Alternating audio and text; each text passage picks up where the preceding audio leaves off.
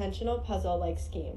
The contrasting heights of different parts allow for rotations at specific moments while serving as blockage point for other parts of the puzzle. The puzzle is then used as a super component which can be placed in a relationship with other assemblies to create site strategies.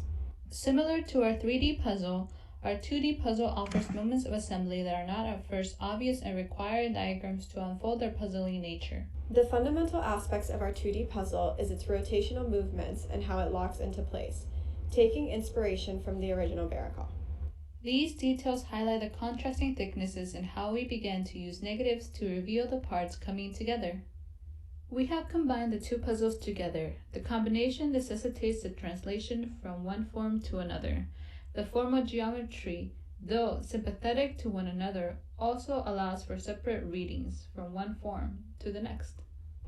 The metal finish of the 3D begins to seep into the crevices of the ground.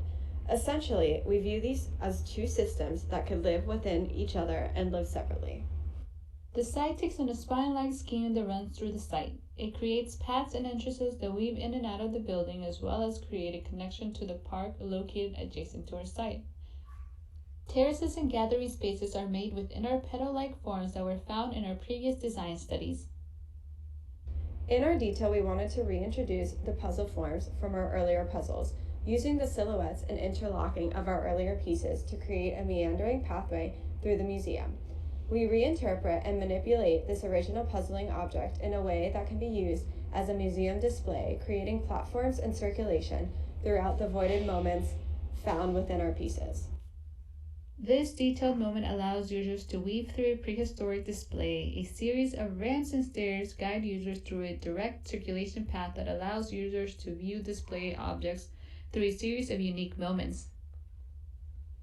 Puzzling design strategies are again utilized in the section model. Primary shapes begin to form an envelope for secondary spaces. The user is guided through the museum by a series of observatory ramps that punch through the shape boundary. This allows users to meander throughout the negative parts originally occupied by the distinctive shapes of the original Baracol. Throughout this process, we have explored and developed the distinctive shapes and mechanisms from the original puzzle. Techniques were developed that examine parts in the new relationship, which were aided by the usage of puzzling and assembly. Our project essentially highlights how these puzzling parts can be utilized through different moments while preserving their original characteristics.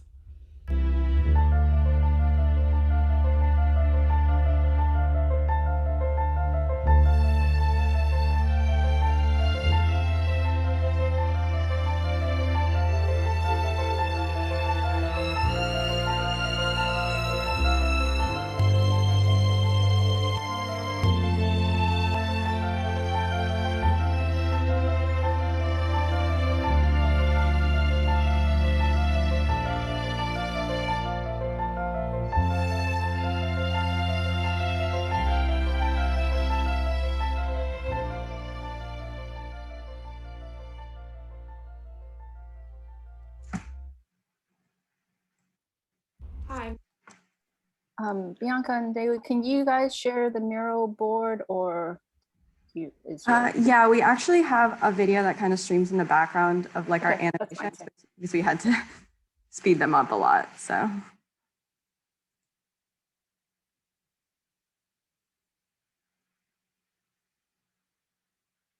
Okay, we could just talk while this plays just in the background.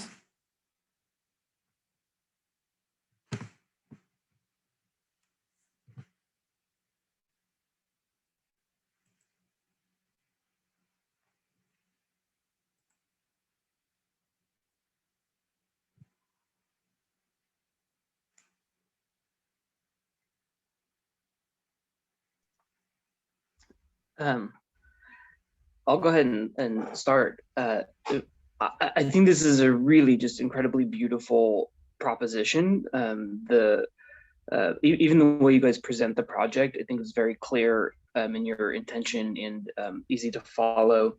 The resolution of that intention, I'm really just compelled by the models that you guys are making.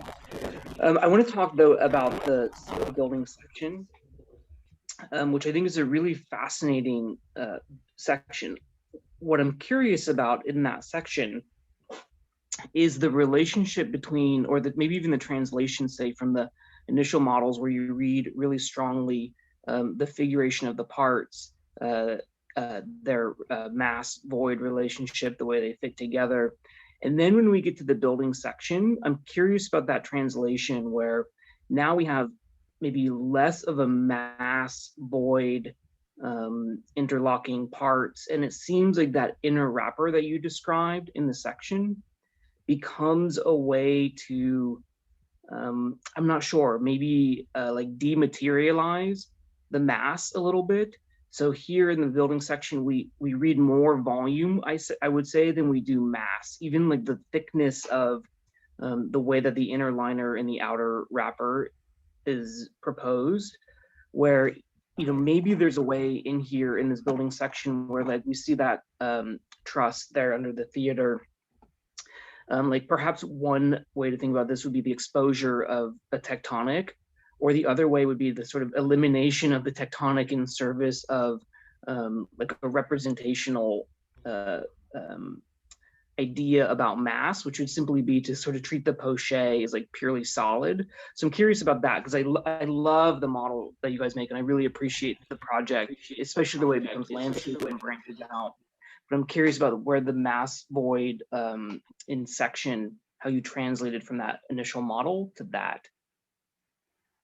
So essentially, what our intentions were to use these silhouettes and massing like objects as spaces. In other words, the massing like objects started to become the general space. So in our section, we use like primary shapes, which would be considered the massing like objects that we saw in our first studies, as an envelope to secondary spaces. So that's how we kind of translated it through our section, in other words. And we wanted to bring back this interlocking moment as well. So we have this primary object and there's interlocking moments within it, shown with the secondary spaces. So that's how we kind of interpreted through the section. Because originally we had a lot of porous areas in our model, because again, we use negatives a lot to use this, to make this physical model. So we kind of had to improvise as far as if we want to make it a real life building and occupiable space, we would have to use those negatives in a different manner. If I answered what you're asking. I would agree. It's, I think, a really, really stunning project, and the models are incredible. It's beautiful. And I think that your way of working, I really appreciate both the physical puzzling and then also the digital versions of that, this idea of a tectonic that kind of migrates from the physical model to a digital model and then scales up, and then such things as you described with the super component idea on the site. I mean, when you were aggregating things, the 2D puzzling, I guess I would love to also know more about how this kind of puzzling logic maybe translates into some connection between landscape or ground and the building mass. And maybe you could just talk a little bit about that, since it's kind of adjacent to the LA River, and you know how you're thinking about that site. Yeah, so we first began obviously with the 3D puzzle. So we wanted to take these mechanisms of these rotating, sliding mechanisms from this puzzle and kind of think of it as two-dimensionality. So in reality, we wanted to kind of make this 3D puzzle, or kind of make this 2D puzzle kind of seem out of the 3D puzzle and replicate it in a way that you know it's part of this 3D massing, but it also can stay on its own. As far as like, again, the massing was used in this way more as a silhouette. So we took silhouettes and kind of used it to our advantage to kind of show circulation within the site. But yeah, so that was our intentions, that we wanted to bring again this original piece and kind of think of it two-dimensionally, not in a flat way, but in a different perspective, because we wanted to continue with the same original characteristics like we mentioned in the presentation.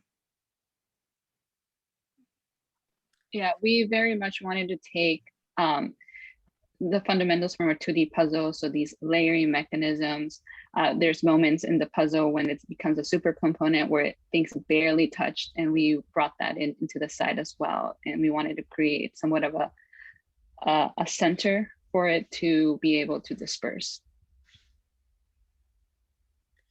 Which is shown in the perfect animation right now, just fast. One of the things that I love about your project is just this aspect of the puzzle and how the pieces fit together, but they have a complexity and a layering to them that follows a particular logic, right? And it just becomes very powerful in all of the diagrams that you have.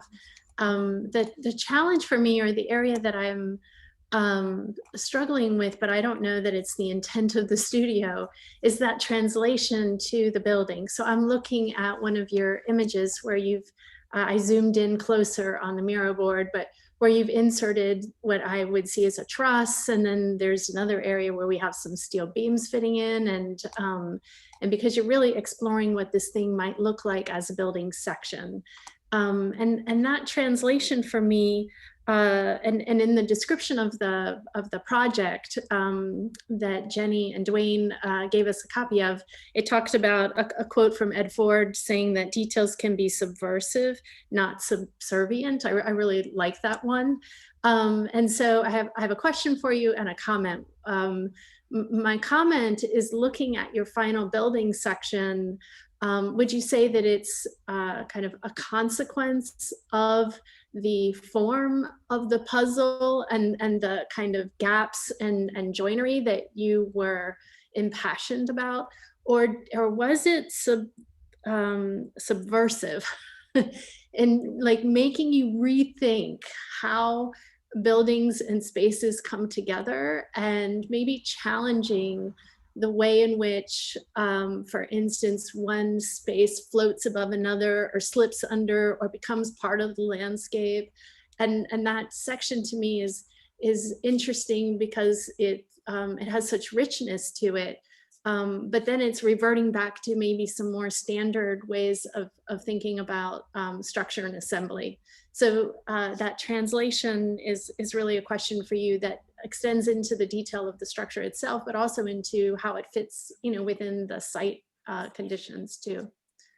So maybe that's leading to a question, which is how you manage that transition. Really, really beautiful work, but the gold spaces versus some of the other spaces, is there a hierarchy? Is there something subversive going on, in that space?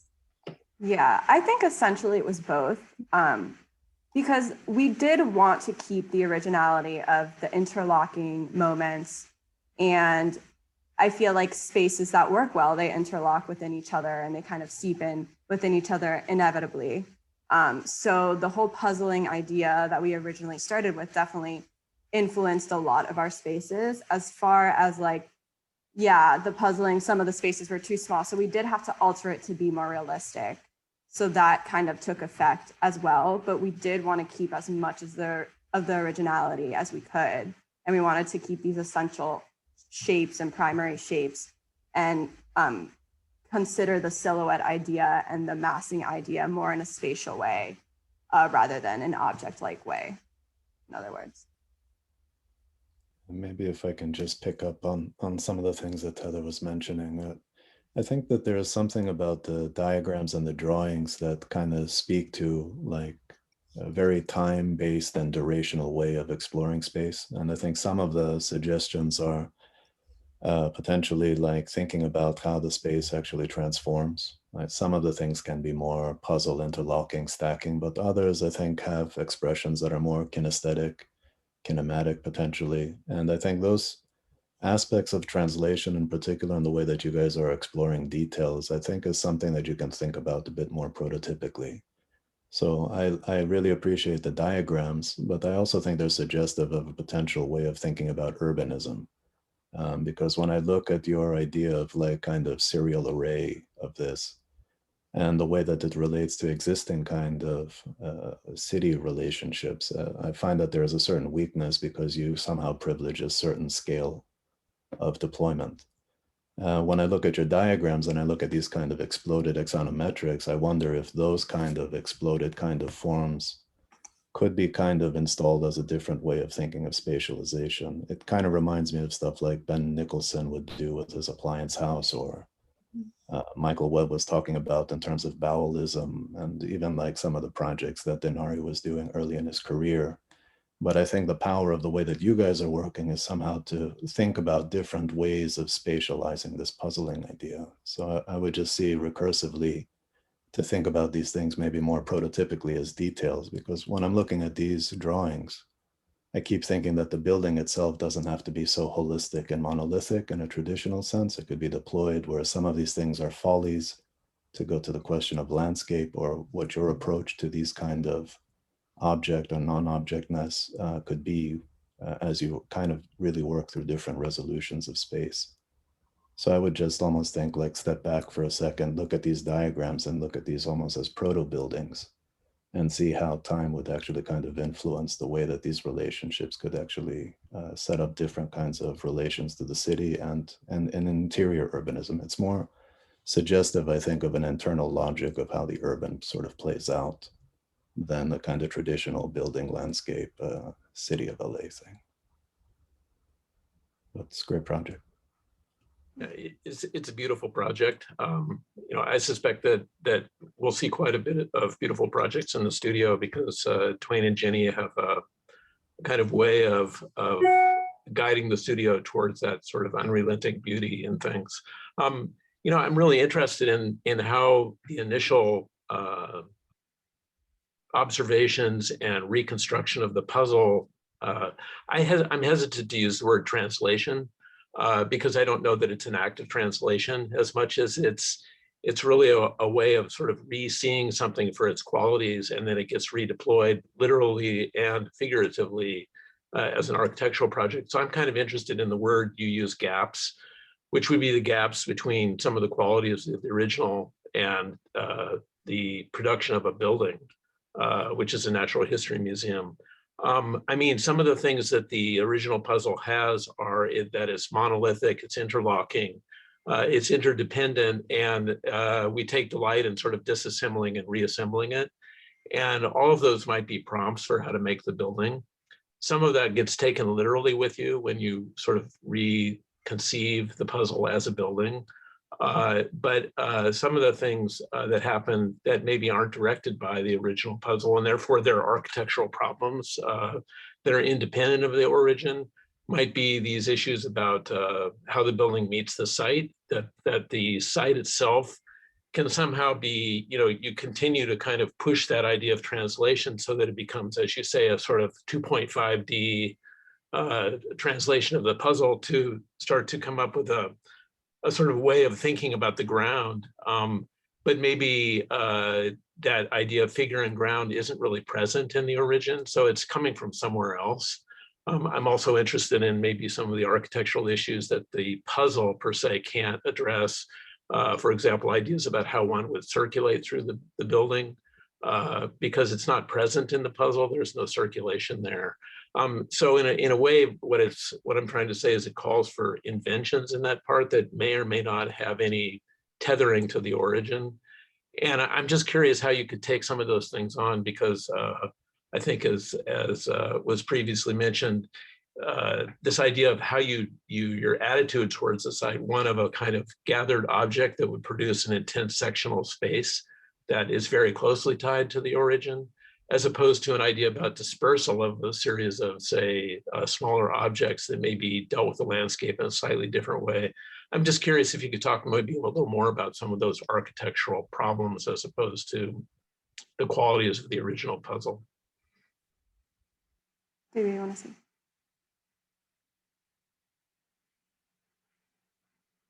Okay, I'll start. So pretty much with the original puzzle was very bulky. In other words, very bulky. So we decided from looking to the original, we wanted to eliminate rather than add more. We noticed with the puzzle that the interior interlocking was what made it more interesting. We found it more interesting than interior interlocking. So we wanted to reveal these moments that we could potentially use as maybe circulation, like potentially use the negative spaces as circulation proposals and ideas. That's what I have to say about it. Daily. Yeah, and I think in terms of the architectural translation, we really wanted to keep, in terms of the section, we wanted to keep these main shapes that seem as if they were going to interlock with one another. And sometimes are cut in half, but you can still understand the original shape that it has. There's like a teardrop shape in the middle that's cut through a ramp, but we still wanted to keep the figure outline. Yeah, I apologize for such a long-winded question. It was maybe just a way of prefacing how you could speak a little more directly about some of the decisions.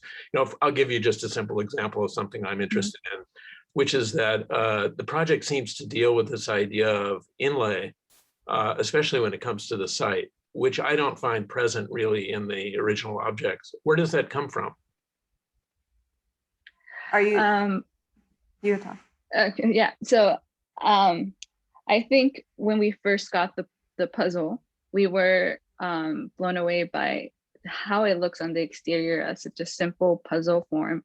And yet when you go inside, it's this intricate layering that has to be done in a very specific order. And that's the idea that we wanted to take in within the layering concept. Russell, I do think you brought up really a great point. And I think that one of the aspirations of the studio, and also maybe the challenges of the studio as we looked at the scalability of the puzzles in the urban scale, at the detail scale, and at the building scale. And I think that a lot of the decisions about I think if we only took things out of Baracol, I think it tends to become more of a one-liner. And I think that we push them to work at these 3 different scales and hoping that maybe in the detail scale, as they figured out, actually, how do you traverse within this kind of tectonic idea they had from the building? And at a detail scale, how do you introduce circulation? And hoping that in different scales, and how do you actually place this on a larger site, and hoping that in different scales, they can inform each other, and then hoping that then at the building scale, it adds something new to it. We should probably start moving to the next one, but while we're shifting to that, I wanted to answer a little bit about your question, Russell. It's observant that you bring up the inlay issue. You've heard us talk about that before, but maybe not everyone's familiar with the issue, because the inlay, in a way, idea led directly to this issue of the puzzles. So I mentioned in the introduction something about the cognitive issues related to the puzzle. So when you look at these puzzles, part of what makes the puzzles interesting is that there's just enough curiosity. It compels just enough curiosity when you view the puzzle that essentially trying to understand the puzzle without yet taking it apart requires that you look at the nuances of the suggested movements and sense of interconnectivity inside the piece. So the curvature of the pieces that rotate. Some of them move, not all of them move. But it's that kind of interconnection that I think is what makes it, would make both a puzzle engaging at this scale and a building engaging, because it raises those questions about how you might move through it. How are parts related? Is the ground related to the building, or are they completely separate? And the inlay question comes up when essentially it suggests a kind of connection that actually doesn't exist. It is simply a piece that's been applied and isn't deeply interconnected. But the disconnect and curiosity raised by the 2 possibilities is what makes it interesting. If it only exists as one, not that curious, because the answer. It's connected to something else, and there it is, or it's simply superficial.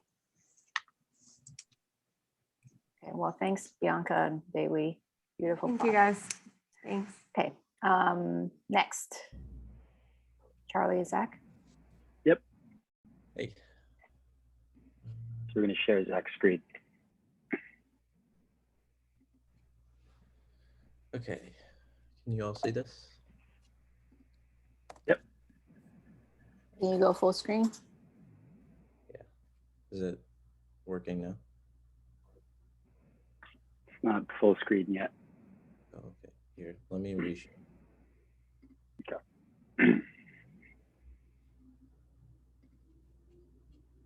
Okay. Yep, there we go. Okay, so I'm Charlie Verney. And I'm Zach. And this semester, we chose the Miguel Baracol Mini Zoraida piece.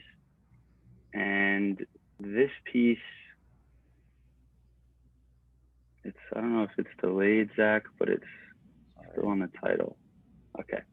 Yeah, so the Mini Zoraida, we kind of chose to focus on three main themes of this puzzle. And the three themes that we focused on were surface fragmentation. Well, the first one being material contrast. So this was kind of the first thing that stood out to us, and the emphasis being placed on the ring and as kind of precious stone at the center of the puzzle. The second one is for surface fragmentation. So the seams appear as all these pieces kind of come together to make this overall form. But as we kind of investigated further, it's kind of the surprise of looking at the interior pieces, and we found this concealed geometry of how these geometric pieces and rectilinear pieces start to adopt these organic forms to make this overall mass. So moving into the 3D puzzle, we kind of chose to bring in these three interpretations into our own translation of it.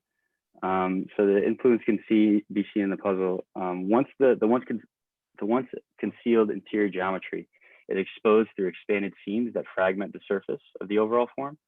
The overall form of the puzzle, as was the case in the Mini Zoraida, serves as a guide to assembling the puzzle, a check to make sure the pieces are coming together correctly.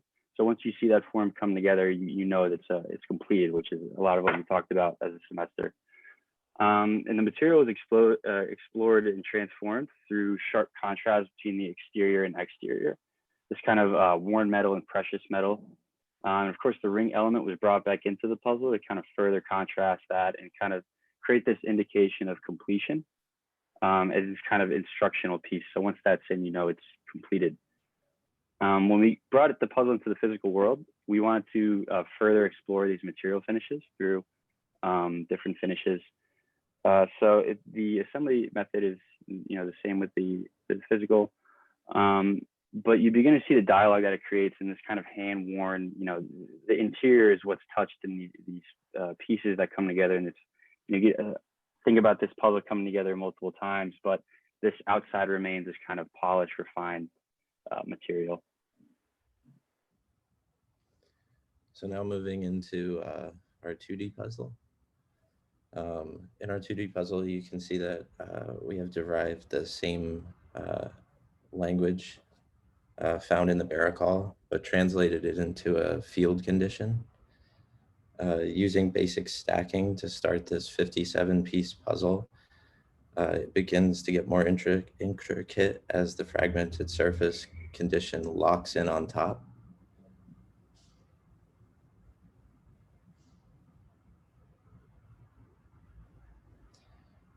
Our physical manifestation of this puzzle helped us explore materiality on a tactile scale. Testing our finishes and surface treatments here was a key stepping stone towards our final.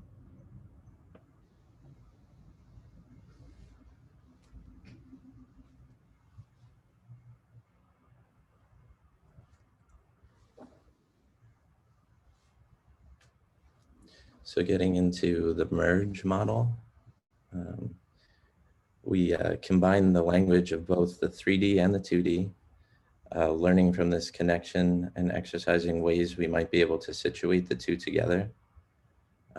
You can see different materials that we kind of tried out in here, and these kind of clusters of geometry that talk to each other and use these rods that you can see in the center of this in the end here to kind of start to hint at circulation and connection.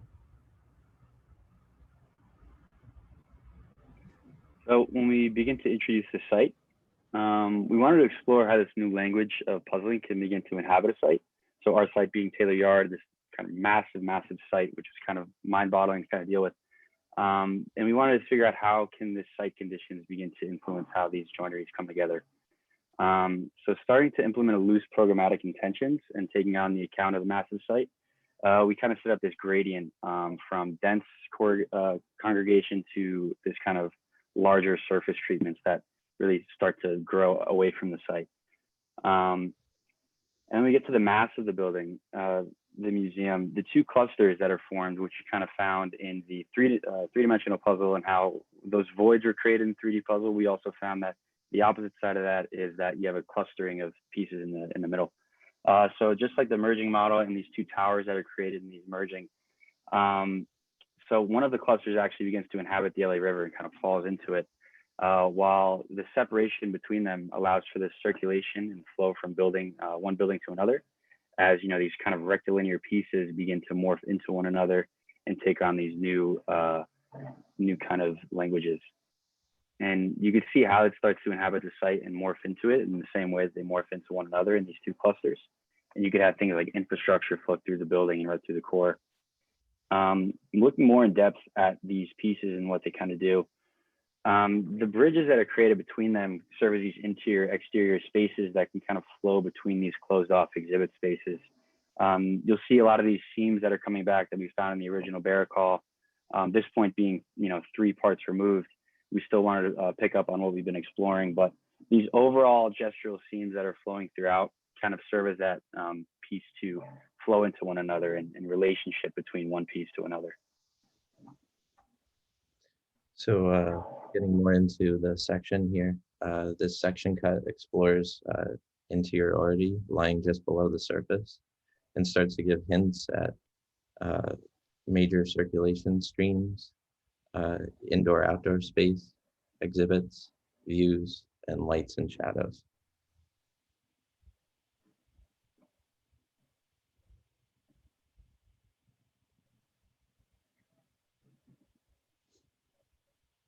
Yeah, we wanted to further kind of contrast the language between this, geometric shape and organic shape on the interior with these ramps and these curvilinear forms that, really challenge the way you circulate throughout it.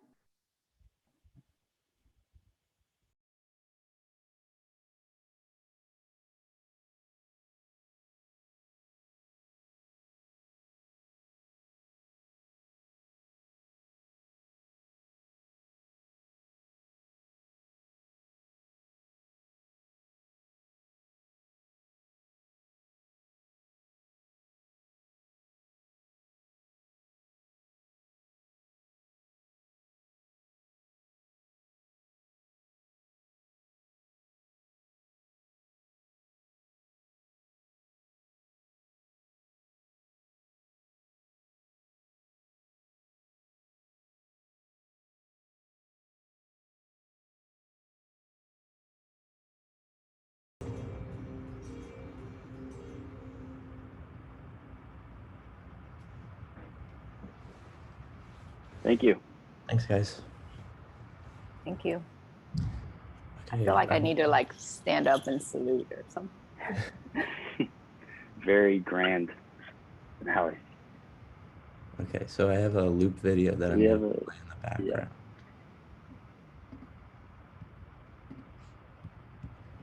With all our stuff.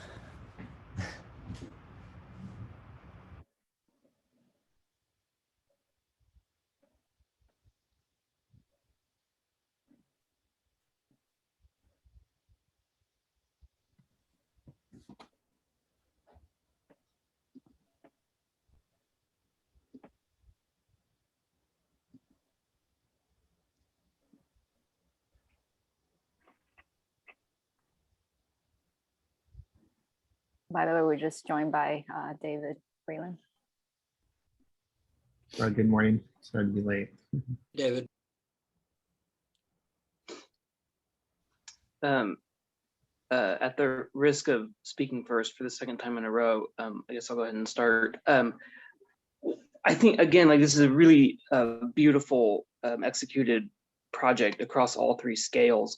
one thing that really struck me in your presentation was that model where you talk about the interior, I don't know, I just call it a patina, relative to the exterior. And that qualitative idea really, I think, was striking, because in a way it reveals a different way of thinking about the qualitative aspect of the puzzle. So yes, it is about the kind of fit in the form, and then the really beautiful little jewel that kind of like becomes encrusted within it. But also it just is like, it's such a provocative way to think about that relationship between interior and exterior. And if I understand correctly, when you move to the building scale, that idea of that kind of inner patina, or it's not quite rustication, but some kind of like difference, right, that shows the material quality in a different way. It seems like that became about I think you described it as a series of ramps, if I understood correctly. So I guess I'm just curious, like there's so much, I think, compelling, I don't know, material there in terms of the interior quality as being somehow more aged than the exterior, that somehow was almost forgiven when you went to the building scale. I'm wondering if you could talk a little bit about that decision in terms of removing that kind of interior patina, or whatever you want to call it. You didn't call it a patina. I'm applying that to it for you. Right. Yeah, I don't know. It seems like there's so much there in terms of the interior that somehow didn't land in the project, as beautiful as it is. So I'm just curious about that. Right. So the idea with the interior kind of material change was, you had it right on, is that it's kind of this working geometry. So we found that the joinery and the pieces that come together and do all the work for this overall organic form, those are the pieces that are worn, while the outside remains this kind of precious material. But yeah, when we got to the final model, we chose to keep the material as more of a surface treatment on the exterior to kind of create more of a dialogue between the actual pieces and start to articulate the pieces themselves so that they can begin to seam with one another. I mean, just in terms of some of the things you guys just mentioned, I mean, there's probably a distinction between finishes and material in the way that you guys are exploring this. I think the project, particularly how you treated the ground and the relationship to the building, has a lot of, I think, interest spatially. But what the material presence, I think, kind of forces a certain kind of conversation about how a building like this could be produced and what the puzzling nature of that would be over time. Like, it's reminiscent to me maybe of some long-term kind of projects like Steinhaus of Gunter Dominik, or projects like Robert Bruno, where they make very explicit kind of approaches to the kind of material palette that they're working on, and that forces a certain way of thinking about production and making, which is really working on a very different timeline. So it seems like there's a sensibility that you guys want to be honoring, I think, some of the material practices, and I think that goes beyond finish. But it would be interesting to me, instead of seeing this kind of sequence where we see these as kind of like programmatic blocks dropping into the site, actually how you would start to instrumentalize that. Because at the scale of what you're looking at, it's something like Arco Santi of Paulo Soleri or something like that, where you have these kind of visionary proposals, but it's also something that's really sequenced over time and creatively takes that time aspect potentially as something that can kind of give, I think, more agency to the project. I think the issue of the historical museum is also interesting to think about how the building curates in that context, because I think if you treat it just like a building in an urban context, then even the idea of display in your world would be radically challenged potentially, but that's not really kind of foregrounded right now. I think the conversation is a lot about the material choices, but not really the kind of things that are kind of enabling, I think, maybe a different way of thinking about how the whole building over time could potentially evolve, that whole notion of how we get access to this material and how this material actually informs the way that the building somehow speaks to some of the material aspects that you guys are talking about. But I think it's a quite compelling way that you guys have been working on it. So congratulations. I would also commend you on the way in which you returning to this idea that Russell touched upon earlier, the issue of translation, and how the puzzle, its qualities to me seem quite introverted in a way, that, you know, the sort of interior kind of interlocking mechanism, and then the exterior of it is sort of a smoother surface, and it has kind of a holism to it. And you were able to break out of that, I think, in a really compelling way with the strategy for the ramps and the bridges, these kind of interstitial spaces that you're describing that are sort of partially interior, partially exterior, the kind of striated bridge elements. And I think that is, you know, really demonstrates that you've quite thoughtfully worked from the puzzle, but then used it not as something that's just literally turned into a building, but actually looking for, you know, how can those qualities be inverted in some way. And I think that's really compellingly done. And I also, the issue of the patina, you know, I'm fascinated by, and I think some of the things when Theo was speaking about this over a longer time frame, I'm thinking that could tie into a strategy for how the landscape might be phased, like different plant species might be introduced over time, and then, you know, hardscape added, and ways in which you could sort of think about the evolution of that site. So I think that's all embedded in here. It's really, really strong project. Yeah, Marcy, if I could follow up on your comment, because I agree. I mean, I apologize in advance. I don't really have, I've been trying really hard to find a good question for you.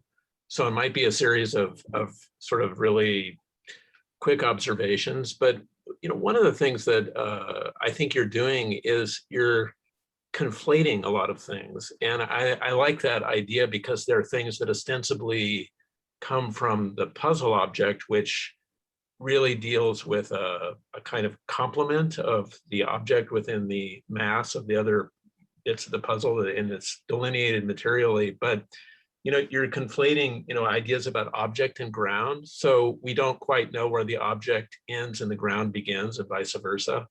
And I was thinking there's nothing natural about your Natural History Museum. It's such an incredible imposition in the site. And at the same time, though, you're conflating the intense object 3D sectional idea of the origin with the dense, seemingly 2D, thick 2D of the ground. And you made me think about, you know, when you do, you know, jigsaw puzzles, that they're of kind of flat sheet, but you're almost doing a kind of puzzle in that regard with a kind of topographic layers. And so that interlock is a way to organize the landscape. And then you have some other really odd things going on that I think are helping the project, which you had me, you know, thinking about Hans Hollein's beautifully opulent shops in Vienna, where, you know, you kind of see the polished metal and it's taking on the kind of folds of almost looking like flesh. Yeah, and of course, because there's an association with jewelry and the opulence of that. But then you have, you know, Hollein meeting someone like Emilio Ambas, which is another sort of odd character to put into the mix here, to think about others who have worked on these kind of building ground ideas. I'm sure there are a whole series of others.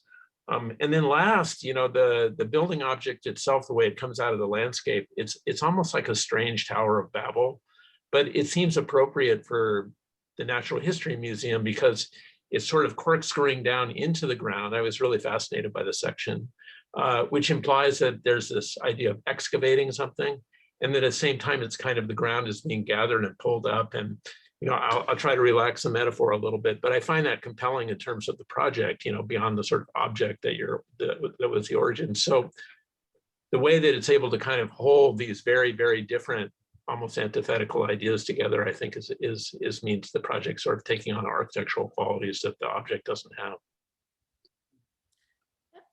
I agree with the comments that are already made, so I'll just be brief in a few thoughts.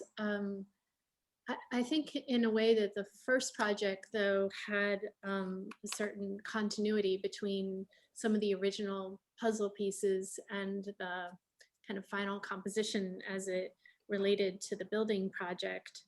There were certain things in this project that that I would want to retrieve. I think it was a fantastic effort, beautiful project at all scales. I'm so impressed with how you thought about every kind of assignment as something building upon the other, or the principles of the other.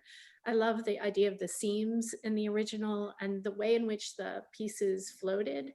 And then the key that, and the key that held it all together was instrumental in those forms, which didn't come from an extrusion. And so when I look at the final project, even the choice, it was very humorous, but the choice of the Game of Thrones, you know, because the reference to how the kind of model is stacked at the introduction of that series. Part of me wanted to get back some of those gaps and some of those kind of moments of flotation that was sort of implied in the initial discovery.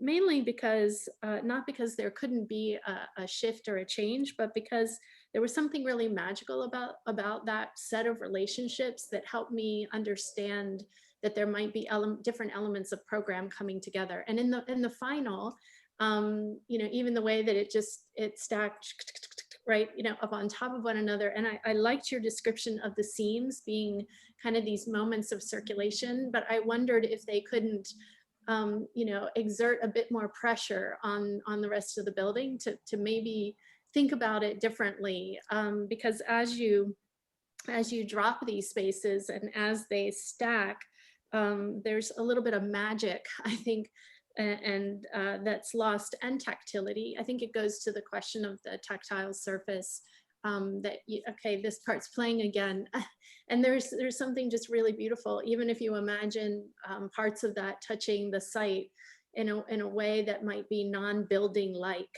So all of this is offered in the spirit of a really beautiful project. But for me, the seams and the key are things that I would love to get back a little bit more pronounced.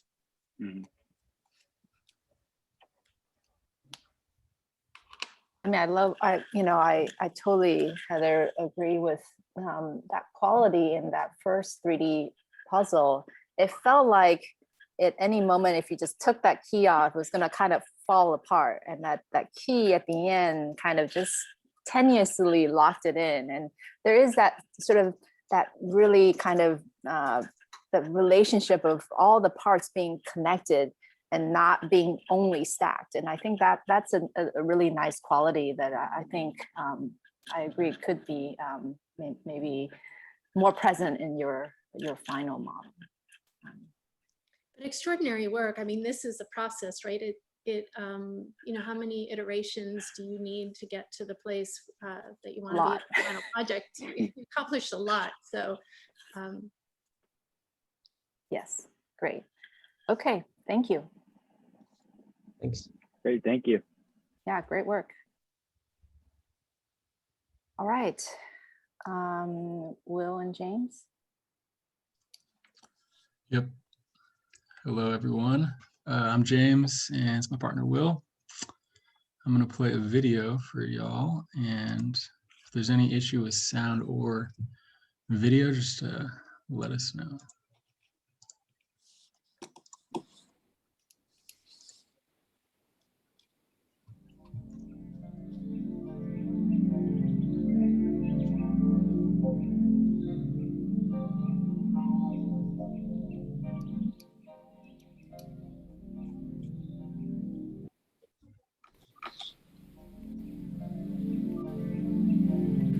Hidden behind a veil of sculpted physique, Miguel Barracal's Mini David puzzle guards a complex inner core of mechanical connections assembled in sequence, a network of strength and necessity.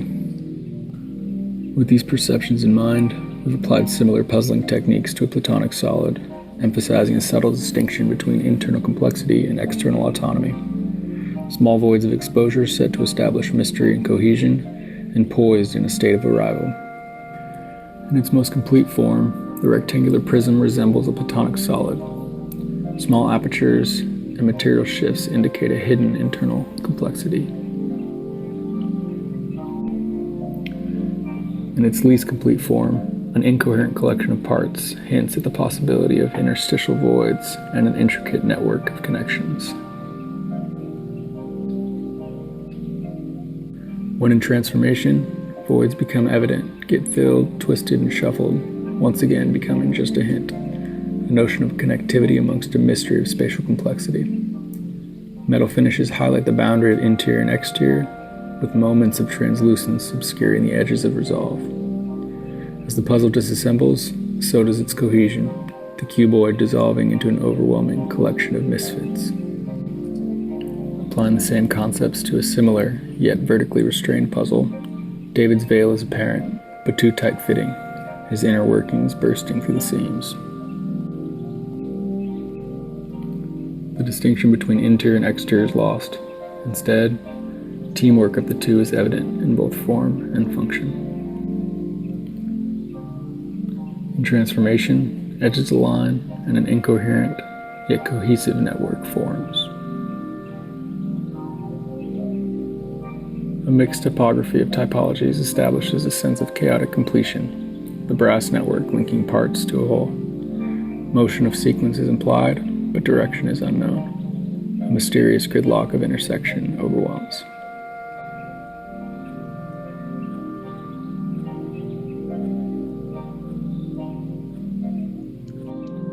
When the two puzzles intersect, interior-exterior distinction meets its counterpart. The result is a give and take of interaction. Keys unlock, voids open, and interstitial space propagates.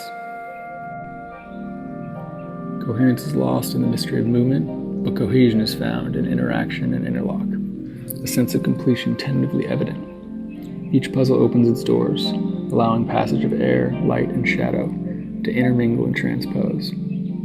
Resulting spaces formulate without restriction, breaking through the perception of plane, digging down, and reaching up to the skies. In challenging the perception of scale through perspectival adjustment, a glimpse into pseudo-architectural occupation is unreal, yet somehow tangible, a mysterious and puzzling exercise of imagination. Part-to-whole intersection opens the doors for passage, a journey to the depths of the archaeological dig and to the apex of the Tyrannosaurus Rex's reigns. Embedded artifacts are uncovered in corridors, embedded in Earth's concrete crust. The tilted form two steps with function, a subtle incline lifting us explorers through the caves of discovery. Circulation weaving through intersection and interlock, grounded in history while hoisted up over urbanity's ever-flowing stream of murky exports. Cracks in the suspended masses illuminate gathering places and open galleries. Subterranean access carves caves for displaying relics of the past. Heavy masses conceal the complex inner workings. Glimpses and hints of complexity are at work. Remnants peek from behind the tilted veil. The mystery of our past intersects the realities of our future. A perch on the river's edge, reaching to cross.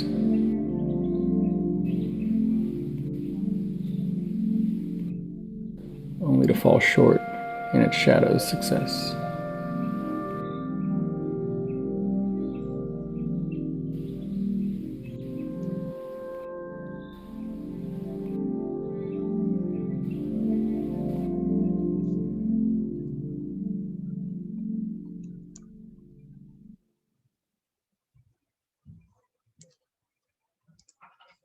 All right. I have to say, I'm really enjoying the different moods of each video we're seeing.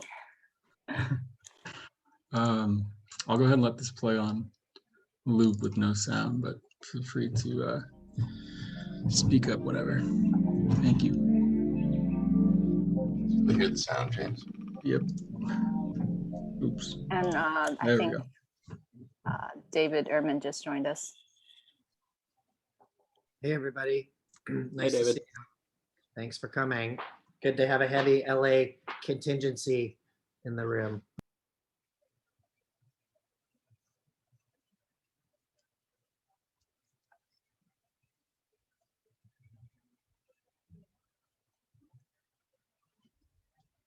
Well, I just wanted to comment on your on the video, Will and James. The narrative that you laid out is quite extraordinary. I think your use of language and words to convey a very specific sort of attitude for this natural history museum and the way it's engaging sight and sort of the ecological, sort of conundrums that we find ourselves in. I think it was really clearly laid out, and there's a certain almost melancholy aspect to it, but I think I just really appreciated that level of thinking about how you make a project statement and how that helps us to kind of move through and see the way in which your building is operating. I think the building itself is quite remarkable, as in the other projects we've seen, just such a high level of resolution. One thing maybe I would have done differently would be I would have resisted maybe the cantilevering out into the river. I think it somehow feels, and you even spoke to that like it's trying to bridge across and then it falls short. I maybe would have pulled that back slightly and just had a kind of more subtle approach to that. It feels, like in a way that gesture feels a little too overt, I think. But that would really be kind of my only critique.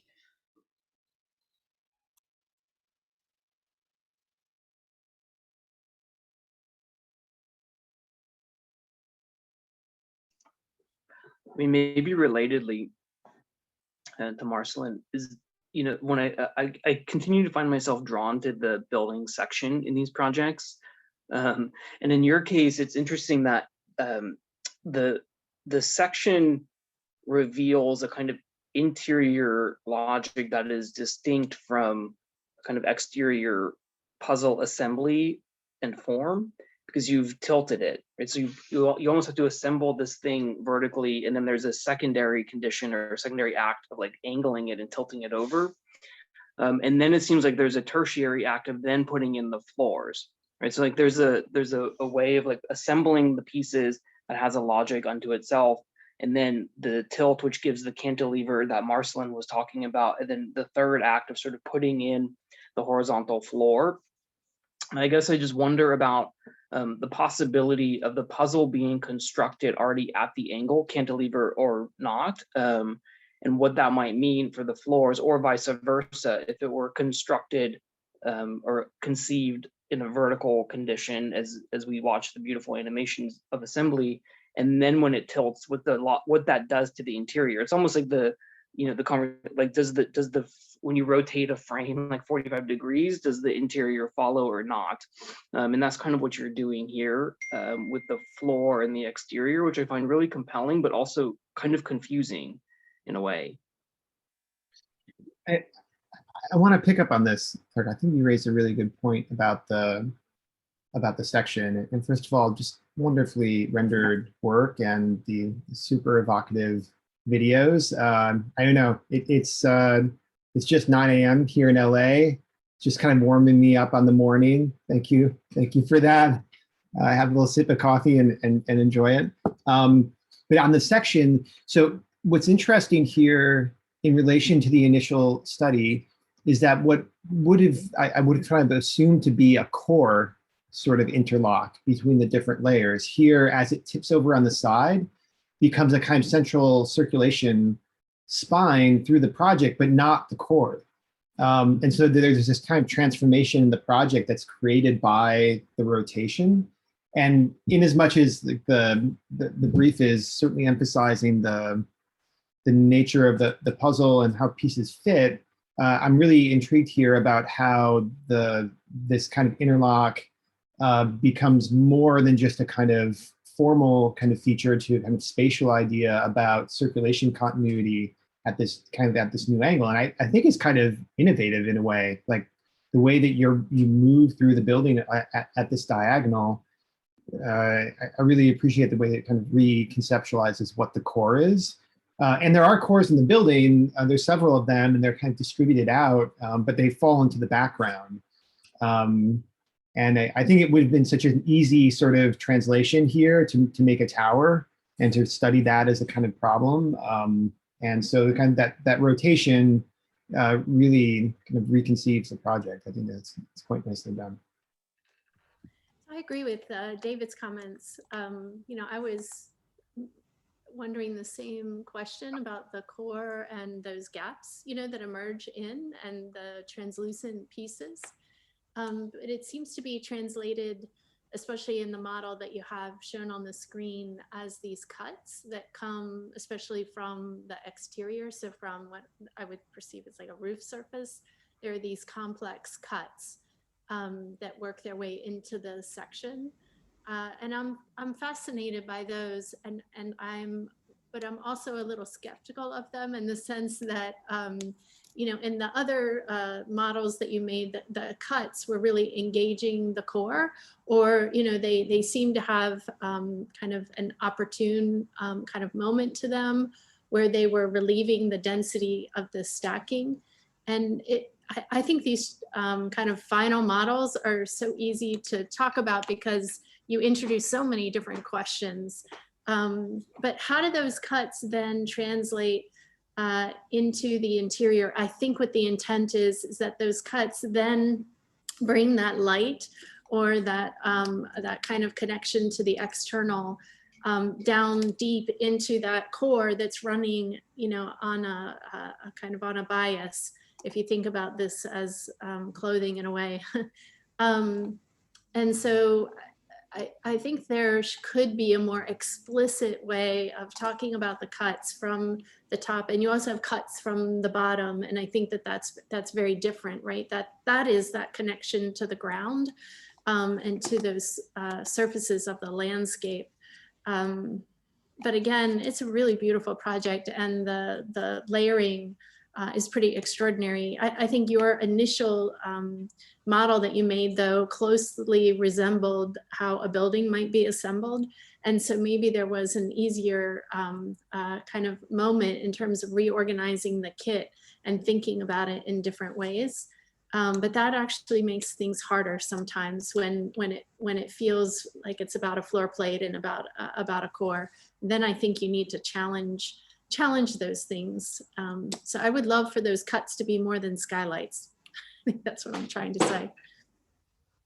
I like the way that this has a kind of, I mean, I think the jury's touched upon this, but I think it's important on this site and with this program and in California to some extent that this feels like a kind of artifact that's been wedged into the landscape. I mean, I can't help but think of Pafford Keating Clay's auditorium at the San Francisco Art Institute, or the kind of remnant of the Statue of Liberty in the Planet of the Apes, that this is something we've discovered that's like thousands of years old, but somehow part of our future that is inserted into this landscape. And it has a kind of, you know, geological, let's say, time that I would associate with the river that I think is very different than the density on the interior.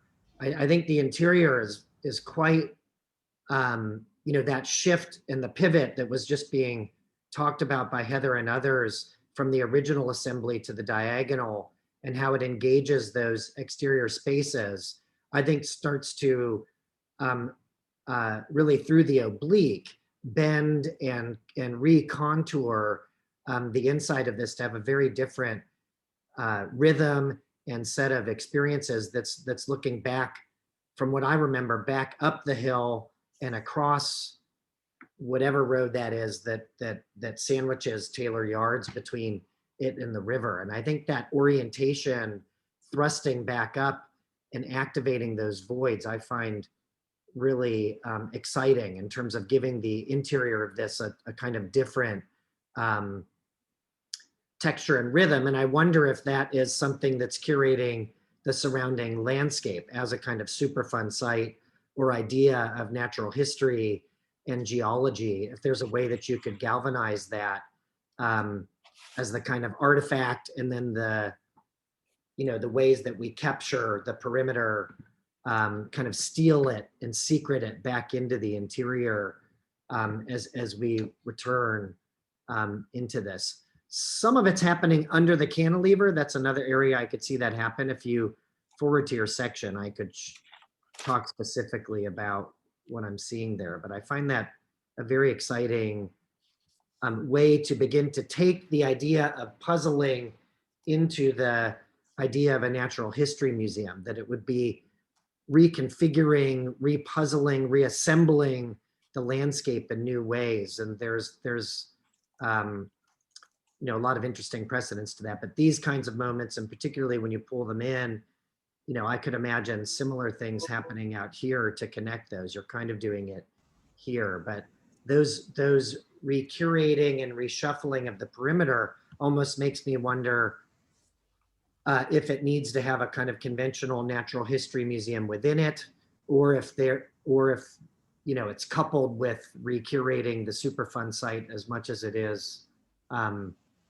some other kind of more traditional natural history museum. I don't think I missed the first, I think, couple seconds of your presentation. It doesn't bother me that maybe you haven't thought about that programmatic aspect of it yet, but I'm seeing a lot of potentials for that shift of rhythm and cadence and experience and those reorientations to be things that contribute to the kind of modeling problem of puzzling, and start to think about that at the haptic, experiential, durational, and programmatic scales that I find really compelling in the scheme. So I think that rotation is absolutely critical, because if you would have stayed with it in its original orientation, I wouldn't be able to say any of that about it. It's that oblique slip and pivot that gives it those opportunities, that defamiliarizes the interior from the exterior, I think. Yeah, David, I'm really enjoying the, you know, I can easily imagine Charlton Heston in the landscape sort of screaming, damn you all to hell. But, you know, it's interesting because at an urban level, you know, we have a kind of sickness in Los Angeles that everyone's aware of, that, you know, one is always trying to kind of distance themselves from everything else through more and more kind of extravagant gestural projects.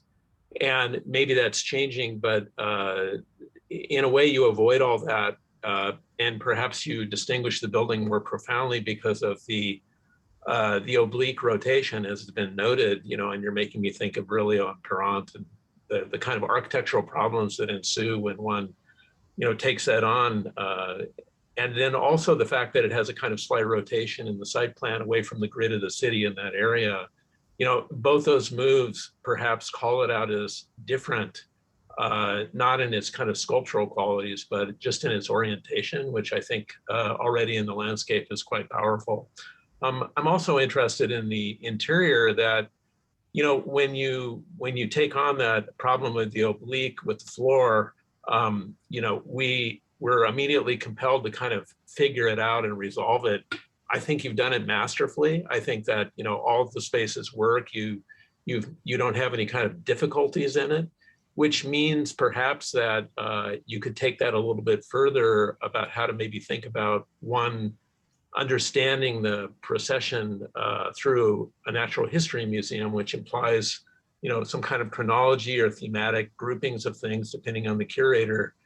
And I was thinking that maybe the idea of the oblique would allow one to kind of see into galleries in ways that were not simply about entering into the enfilade of rooms, and that everything, again, is kind of strictly resolved in a more conventional sense, but that you could perhaps be in one gallery and see obliquely into another gallery and understand that maybe those relationships are something that are not about curation. The building has the ability to do that. And, you know, it's as if saying, you've done such a good job, you're ready to kind of make it a problem again. But I think that's true. I mean, I think the amount of restraint you have in it makes the section of the building incredibly strong. And I also think the building to the site relationship is quite powerful.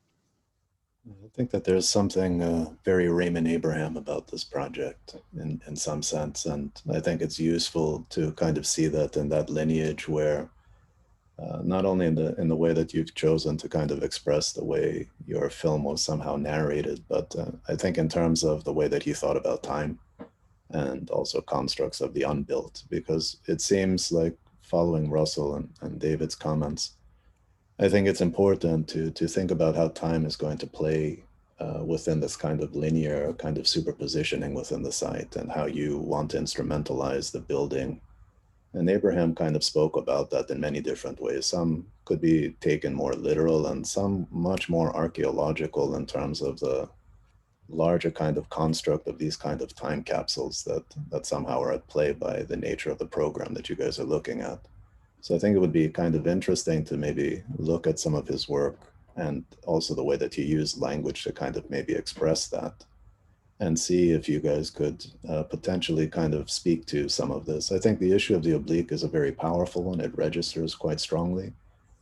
I think, though, when you look internally in terms of how exhibits could be curated and the multi-aspects of things, also Parent and Virilio talked a lot about how that could actually be addressed, both spatially, psychologically, and really see maybe more profoundly how the occupation of surface and also the degree of how that influences different thresholds of space could somehow be operationalized. So I think these are some, maybe it's a bit more Viennese conversation in some of the projects, but I think it's useful to look at some of that work in particular to this project.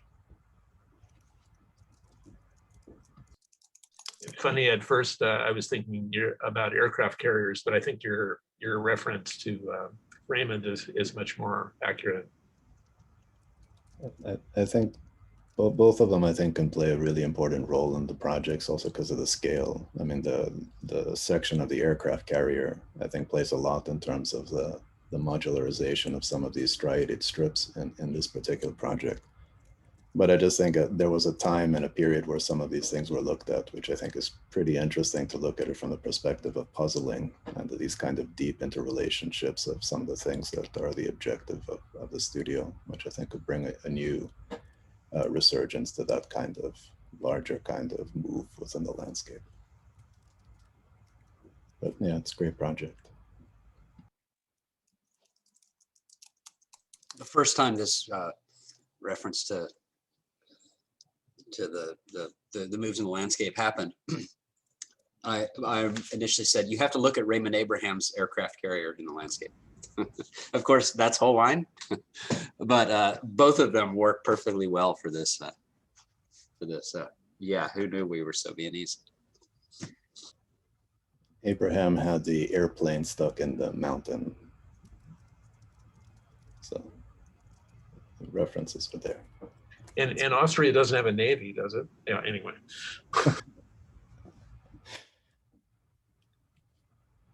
I do think that that kind of geological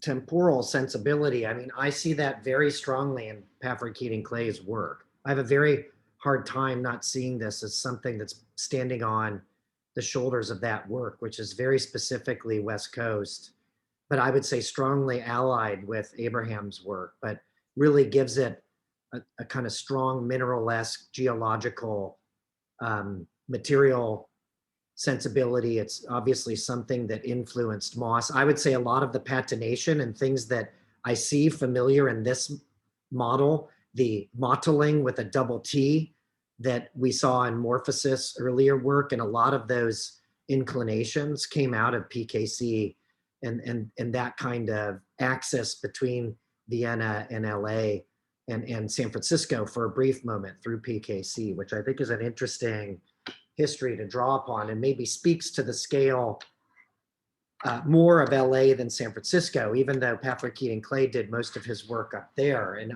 again, I see that as being very appropriate on the LA River, and something that I would say would be a kind of counterpoint to the Getty, which is a very picturesque version of LA and how we develop museum in the landscape. I think this is wedged, thrust. It has two discordant times in it, and I think all of that kind of roughness I find very compelling about it. Great, thank you. And thank you, Will and James. Yeah, thanks everyone. Okay, we're gonna take a five-minute break, and then we'll start again at basically 9:30. So, okay, thank you. Thank you.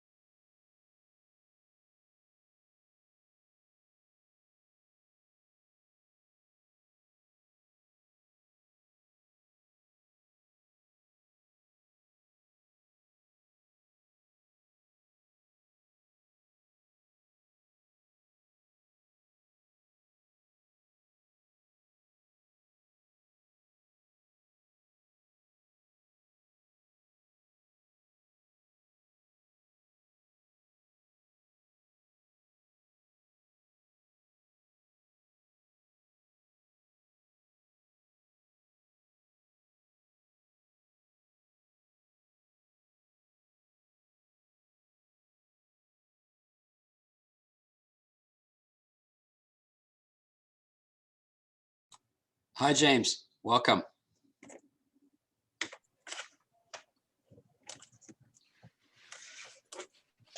Hi, James. Welcome.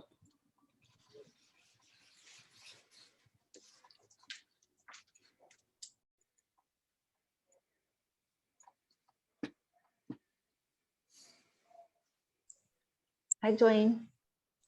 Hi, Jackie. Hi. How are you today? Good. How are you? I'm very good. Hi, James. How are you? Welcome.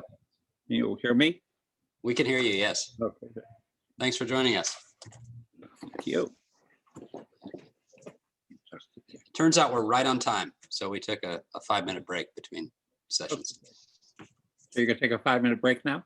No, we just took a 5-minute break. Oh, We're right on time and ready to go. That doesn't happen very often. Actually, when Jenny's involved, it happens every time. Oh. Okay.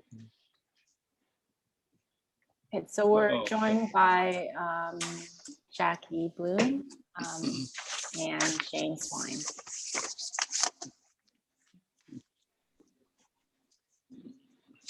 So I'm going to give a really brief overview. I gave it an hour and a half ago. So for those who heard it the first time, forgive me, but I'll be brief. So the studio is called, the full name is called In Detail, Puzzling Forms of Assembly. And it is in some ways an extension of a longtime interest of Jenny and I's in the architectural detail, and more specifically, the idea of interscalability and the relationship between details and larger design issues of site, building, and the way there might be an exchange and a nonlinear way of working on those types of issues.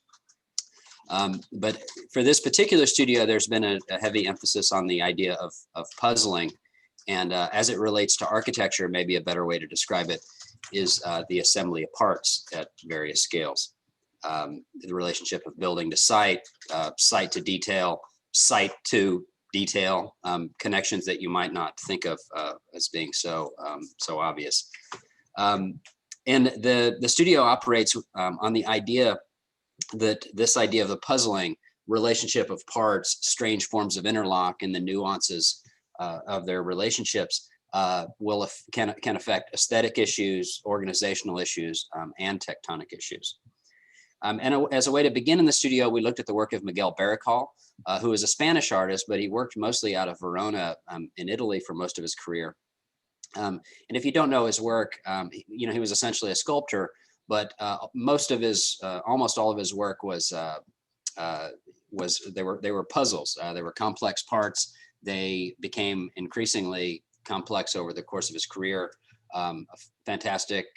Most of them were cast. And a fantastic interest in varying ways of putting things together and concealing and revealing certain parts of the work. There was a really heavy emphasis on making in the studio. Despite the difficult times, the students have been fantastic at actually getting their hands dirty and making things. We could have moved through this completely digitally and perhaps moved faster, but we felt that from both the material standpoint, but also the idea of fully understanding the puzzles and the nuances of what made them work and what kept them from working, it was essential that they actually have that work in front of them. So you'll see a fair amount of that making today. The site for the project is Taylor Yard in Los Angeles, a pretty significant site, once a large train yard. It's been decommissioned, and the city acquired it about 3 or 4 years ago. But it is ultimately imagined to be what the mayor has called the crown jewel of the LA River, and is imagined to be essentially a cultural center with various museums and public buildings within it. The site itself is much larger than our program, so the students have developed strategies for how to begin to kind of lay the palette for how future development might happen on the site. And the program is a natural history museum, an extension to the existing museum here in Los Angeles. So I think that covers most of it. So I think we'll jump in. Okay, great. Olivia, Liz? Yep, I'm going to go ahead and share my screen. Share computer sound.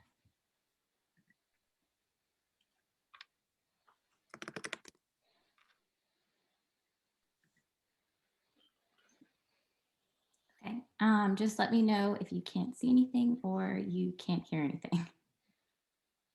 Hello, my name is Olivia Seipler and my partner is Elizabeth. A little bit soft. Can you, project. is it possible to turn up? Um,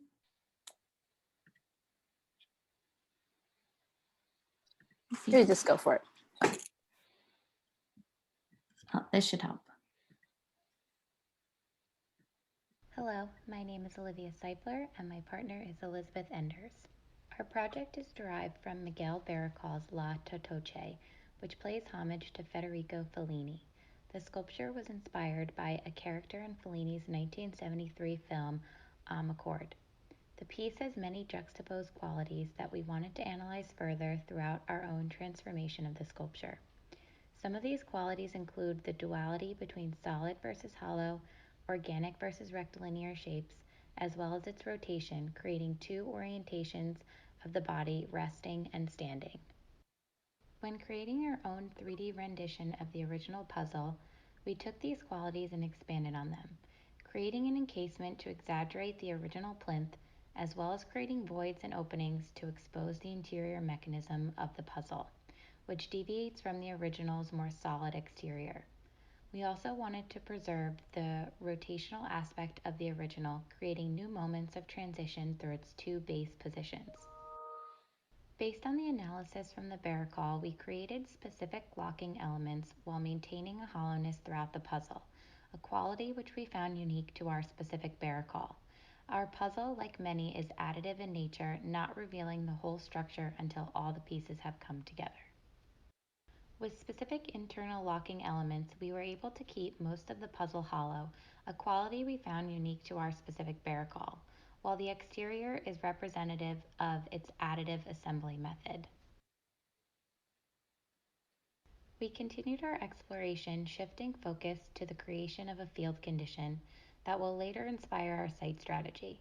Spreading the puzzle in a more traditional 2D fashion, we created a puzzle that comes together through moments of locking within fitted slots and stacking. We set out to highlight the sectional qualities found in the section diagrams of the original Barracal. In our interpretation of puzzling, we use the shapes to create a field by repetition of rotation, have similar pieces oriented in a certain way, allowing for layered pieces to reveal the completed puzzle. The transformation combines the qualities from the original Barracal and the 2D puzzle, highlighting the rotational components and inner mechanisms that were once concealed. The body is grounded by a field of contrasting mechanistic pieces and orthogonal solids representing the original plinth that keyed everything together. Both the body and inner working pieces are used in additive and subtractive ways, highlighting the aspect of rotation and creating spaces from what once was. Our site strategy elaborated on the qualities and the execution of all our previous investigations. Using the techniques from our 2D puzzle, we were able to delineate the site and create new landscapes that allow for further development of the site and outdoor spaces, overlooking and along the river that highlight the unique pieces and configurations from our new puzzles. We focused on the use of the key-shaped moments to create a larger circulation flow, connecting the building to site and site to building. We also used them to connect the site to its neighboring park on its west side and to the river flowing on its eastern side. Focusing our detail at a scale of the original Barracal, rather than a standard architectural scale, we set out to explore the transformation of interior mechanisms into programmable and occupiable space. Furthering the idea of scaled operations of central moments that happen within fields, we created nested volumes existing within one another, leading to isolated environments for museum galleries and an outer shell for circulation and natural light. These explorations created a literal interpretation of the Barracal on a large scale. In section, the line between assembly, inner mechanisms, and architecture become blurred. The bulbous spaces original to the Barracal become large exhibition spaces, whereas the original mechanistic pieces allow for smaller programmatic needs. And when the two meet nested within one another, it allows for more intimate gallery spaces. The field condition on the surface cuts deep into the earth, creating the perfect ambiance for a large auditorium. Despite the materiality distinguishing the original assembly and interlocking methods, the spaces float between one another, allowing for continuity and obscuring the divisions between indoor and outdoor spaces. Borrowing the assembly and puzzling techniques from La Totoche enabled an architecture that encompasses a duality between solid and hollow, organic and rectilinear that coexist in a harmonious way without competing with one another. The nested tower challenges the idea of traditional exhibition spaces by using the original puzzling parts to establish a unique museum experience. Thank you. We would now like to open the floor for any questions and comments.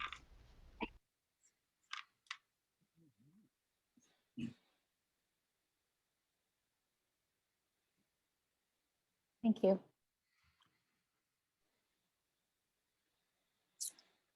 Well, I'll just comment first. Barakal was actually a friend of mine, as was Koshela too, who also worked with the Sherlocking pieces. But the one thing about the idea of interlocking, the scale reference of the sculptures was small enough, obviously, so that you could see the actual action. So in a sense, it became an intrinsic part of the content. Your project is very good anyway. It's just what I always say, when you have to start out with a premise, it should follow through on the building in its totality. Your project is really interesting looking, and we can go into that too. But the process is intriguing as well. But that's all information, giving the scale of architecture. That's all information that's inherent in your thinking and everything. But it's not being like communicated to the public necessarily. The reason of the Barakal sculpture communicated is because you could see all of it, and you could see the interlocking components, and you could read it. There was a narrative. I mean, I believe very much in narrative content in architecture, but the content, if it's something this complex, it should be probably more than a theory or a process. It should really, you should be able to walk up the building and somehow sense that this is something different going on. There's something about this building that carries an interlocking theme to an extreme. It's funny because on one hand, I like the project a lot. I mean, it's just fascinating way of developing something. But I just wonder if there's some way that it could have had some clues to your process and to your theories. And that's always necessary. I mean, I lived in Italy for all those years, and obviously, since there was iconography and they could in a sense encrust the building with communication, you got the point. No matter how large the building was, you still got the point of where they were coming from.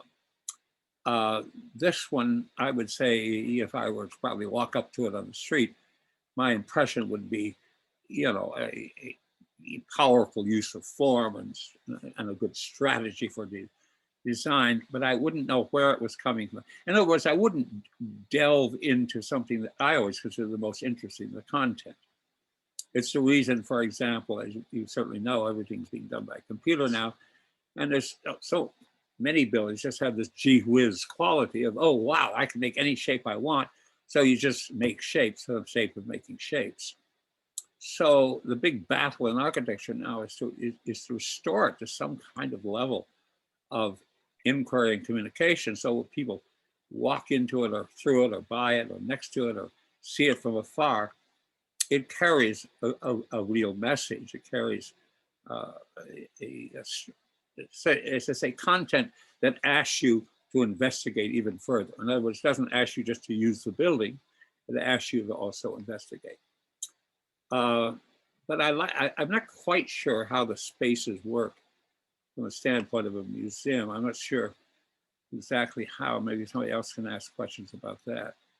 I can't quite see how you get from one space to the other effectively. There's a lot of stairways, but usually science or art museums have enough, they're kind of open spaces because the transition can be created with changing exhibition partitions and things.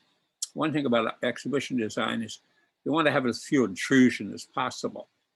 I mean, you know, some of these so-called much praised museums that look like big sculptures on pedestals, really have a real problem in exhibiting the work that actually is supposed to go in them. So they're always making renovations and innovations and partitions and restructuring the actual program so they can actually make create exhibition. Anyway, I'll stop. I'll leave it for somebody else now. Who was the other artist that you mentioned, James? Well, Cashel.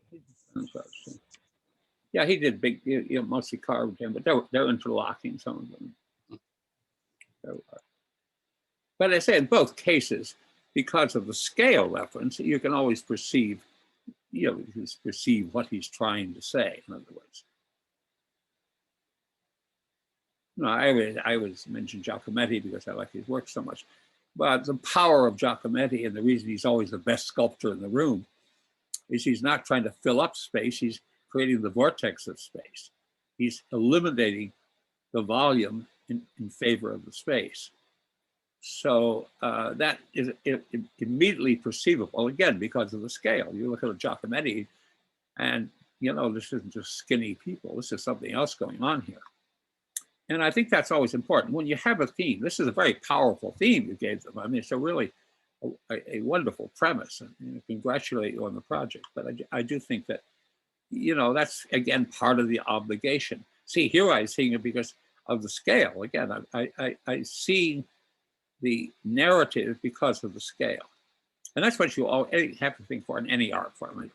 If it's a building, it has another scale. And I was saying, if it's just a bunch of sculptural contours, okay, it's about sculptural contours. But, we've been doing that for over a century now. Corbusier was one of the pioneers of taking the decor sculpture off the building and make the whole building into a sculpture. And that is just a statement. When you see, the Longchamp Chapel, you definitely know you're standing in front of the greatest sculpture as a building ever done, I think. I personally feel. And just because not only is it amazingly innovative as architecture, but it's also amazingly innovative as that transformation. So you always want to keep that in track. This is a brilliant way. I mean, the presentation is wonderful. One of the things that I think maybe relates a bit to James' comments here that could be something that you guys could be thinking about. I think there's some developments from the earlier assembly to some of the later ones, and that I think it was a plan image that you had up earlier, but we see it a bit here. You certainly see it in the site plan that's evolved, is the kind of offset and filleting and machinic language of assembly that we're seeing played out at a large scale of components. These look to me almost like packaging foam, if you will, because of those offsets. That second scale we didn't see introduced in the early models, and it's something on the interior. Again, we see it kind of leaking out into the site in these aerial shots. But what I think is interesting about that is that it deviates from the original artifact quite radically. And I think that's something that you guys have begun to develop. I guess we see it the most clearly in frame 101. We start to see that evolving, which I think is a kind of filleting of the project, I believe. But to me, that duality of scale and the massing of the project, to me, has a strong affinity to those leftover packaging cartons. And I don't know if you know Ante Liu's work. He did a pretty brilliant piece a few years back called Monument to Waste. And I think misscaling that kind of machinic language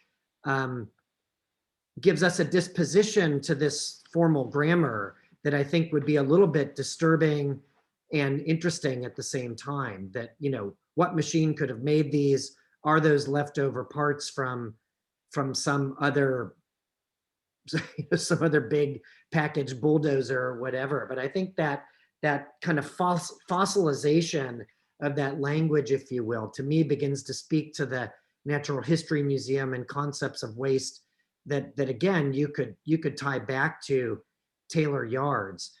Architecturally, I think what they start doing is producing those slippages and cracks and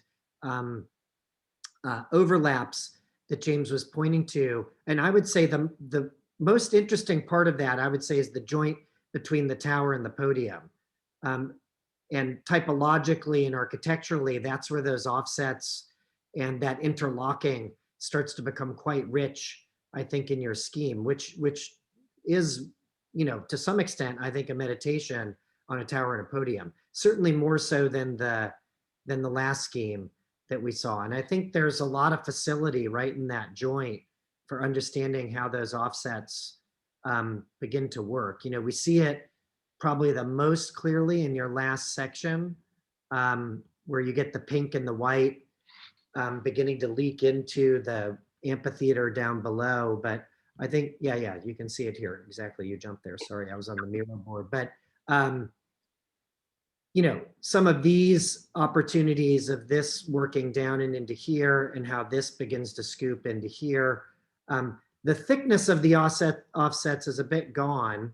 You know, I wonder if there's ways to galvanize it, but I like that language in here, and I think there's a way to ratify it and give it narrative attributes that could I think build upon some of James' observations that could be helpful to the project in terms of using, misusing, possibly abusing scale to develop that narrative about oversized kind of colossal waste products and how we begin to inhabit the landscape of them, I think is, at least for me, a way into some of those comments. David, I was just thinking about when you were saying, talking about the kind of machinic language of this project. And I think I agree with you. I think there is a language emerging out of this work, especially, and I was quickly looking at all of the work on Miro. And it's really remarkable how you all have, you know, worked on this small scale object to then translate it into a large scale building construct. This project is beautiful in so many ways. And I really love the site plan. I think that's the moment. I think maybe that it addresses James's question about how do you know what this building is about? It might be because of the relationship of the ground, the figural legibility of the ground site planning. Maybe if you're up in the tower, sort of looking down, that you can make these relationships between those figures and color, the dual colors that you're using. The one thing I would say is that in the site plan, there are two scales. And I wish that it was not a mini, like the building was not a mini version of the site scale, that there was a clear relationship between the scale, not just a kind of scaling up to produce that site plan. With that said, like all of the ways that you explored, the ways overlaps and cracks and things might operate within the building in the section are really great. There are moments where you have like two walls lapped on top of each other. And I think those are opportunities where maybe through inhabiting that in-between space that you really understand the kind of puzzling details becoming sort of large spatial conditions.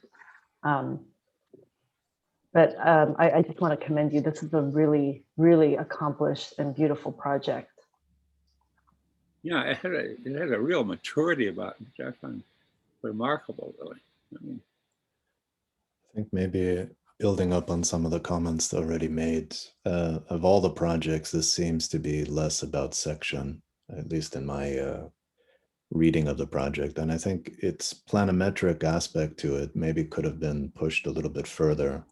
It seems to me kind of like speaking towards kind of proposals that even like someone like Aldo van Eyck was trying to do in a sculptural pavilion, like an aspect of this kind of ground mat building, which seems to be much more convincing in terms of how the relationships of those puzzling elements can come together and also start to kind of spatially organize, I think, some of the aspects of the content that's going to be communicated through that, through the historical kind of museum programmatic elements.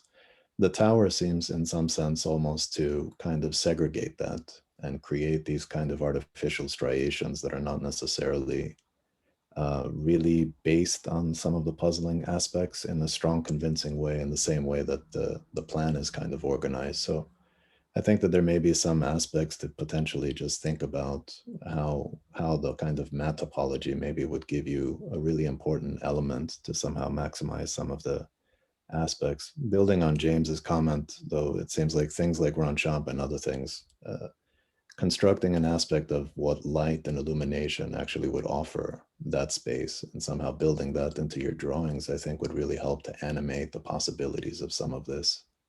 Because it seems like, unlike some of the other projects, which had very strong materialistic, not materialistic, but material presence, this project seems to be a little bit vague about its constituent materiality.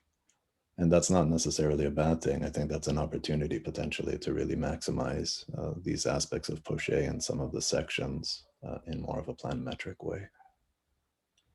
I agree with that. Reading the sections, I really don't quite understand how people get from one space to the other. And that's, no, I mean, in any sense, it's like every art form has its sort of composite rules. They're sort of subconscious. And the building, you know, has its obligations for just simple practicality. And also, you know, why is this a building? And why, you know, what have you done with the concept of architecture itself that makes it a building, that informs that? And I always sort of claimed all my life that we have subconsciously expectations when you walk up to any kind of building, a museum, and they're all kind of archetypes that have been around for a long time, and usually because sort of in an additive way they've worked. So a lot of those simple components, the things that you don't have to change much at all because they're already good enough. I mean, I think it was Philip Johnson once said there, many of the best buildings ever built are just kind of one big room. And I'm sure he was talking to municipal buildings and churches and buildings like that. That are really, it's the iconography that makes the building. And this is a difficult thing. It's a difficult because in a way you're working as your iconography, you're working with interlocking premise. So that's a good premise for doing what you're doing exactly right now, and analysis and a kind of conceptualization. But I always feel, and I think it's probably pretty universally true, that when you walk up to the building, it should change your mind. It really would. I mean, I think it was Rauschenberg who said very true, that if you walk up to a painting you've never seen before, and it doesn't change your mind about something very strong, there's something either wrong with you or something wrong with the painting. And I think there's a lot of truth in that the communicative power, I mean, it's such a brilliant kind of what I would call sculptural solution, but it's something to think about, certainly for the future.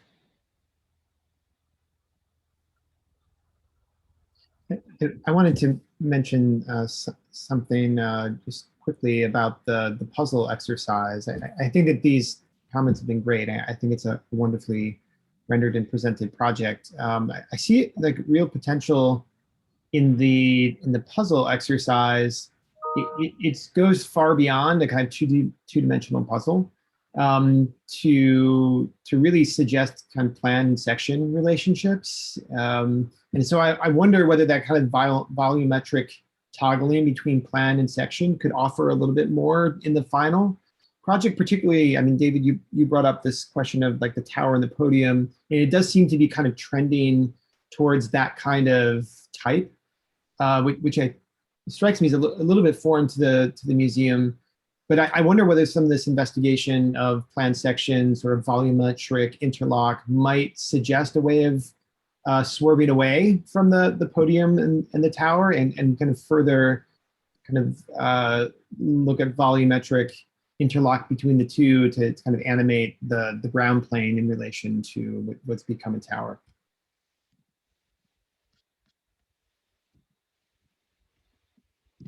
Or maybe even like maybe part of the thing with the tower is that we like there's floors in it, right? Like it's not a volume, it's segmented by floors. So I kind of agree with like Theo and David, I guess, where like, you know, maybe the tower is I agree with Theo that it's more of a planimetric project than the others we've seen. But if that tower were thought of as simply a volume but weren't segmented into discrete spaces by those floors, and even I think, Olivia, you described the project as moving towards a kind of field condition where I could actually see the tower not being a tower segmented by floors, but a series of volumes that oscillate between vertical and horizontal. And that maybe it's not the kind of iconic tower that sort of sits in the middle of this planimetric organization, but rather it's a kind of distributed series of volumes that atomizes whatever is on those floors in that tower volume into that field network. So it's not a kind of iconic singular tower, but a field of probably slightly smaller volumes that distributes that programmatic obligation. I think one thing that I've also been thinking about in these projects is the Baracol sculptures. One thing that's interesting that seems to be omitted sometimes in the puzzle pieces are these small moments of strange familiarity. Like I'm looking at the piece here where we see the sort of feet with boots on them. And so there's these strange moments that are conditioning of it's a contorted body or it applies some kind of scale to something that's otherwise sort of abstract. And in the sculptures, they, you know, sometimes they're much more over, you see a torso or whatever. But in this case, like just the simple recognition of a foot changes the perception of both what we're looking at and the scale of it. I wonder about other moments of familiar conditioning in the project that could also operate similarly, that both confuses the scale that we're operating at, but also applies a kind of comforting is the wrong word, but a conditioning of familiarity to the overall organization and formal qualities. Great. I think we need to move on. Thank you, Olivia and Liz. Okay, next project.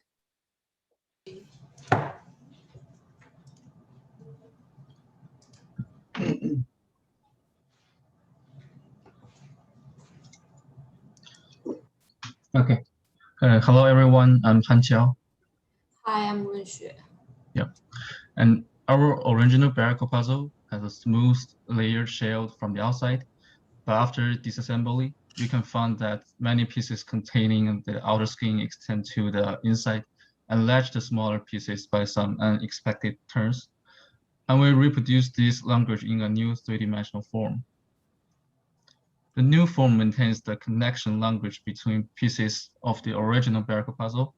Some puzzles with large difference in size and are combined into a new one and emphasize their sense of sculpture. Large puzzles are used as the skin and structure of the entire model, which are snapped together and locked by smaller keys. Some symbolic puzzles give you hints, allowing you to find connections and contact points between different puzzles, slide in, and tighten them in an inherent sequence. From the appearance, the two different metal textures across each other and blurring the boundary between internal and external. The big copper puzzle is used as outer skin and base is fixed on the ground by the small key puzzles. Then another big steel puzzle is connected with other pieces inside.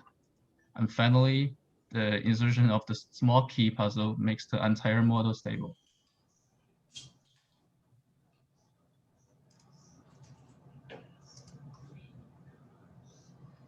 So once we moved to the 2D puzzle part, we started to explore the inside interpretation to the ground. And by taking it out to the ground, we are interested in using how to use the Unicode shape of those keys to interlock with the base. And at the same time, we'll also keep the imperfect looking of the puzzle.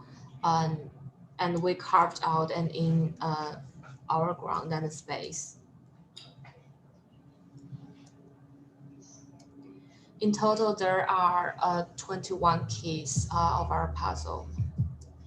And we can lock those base by placing those keys in order. And then once we put all those keys to connect this base, those bases will be tightly bounded together. And you can see from the right bottom corner, there's some keys they insert in, and then also created some underground effect and the bridge to connect different surfaces.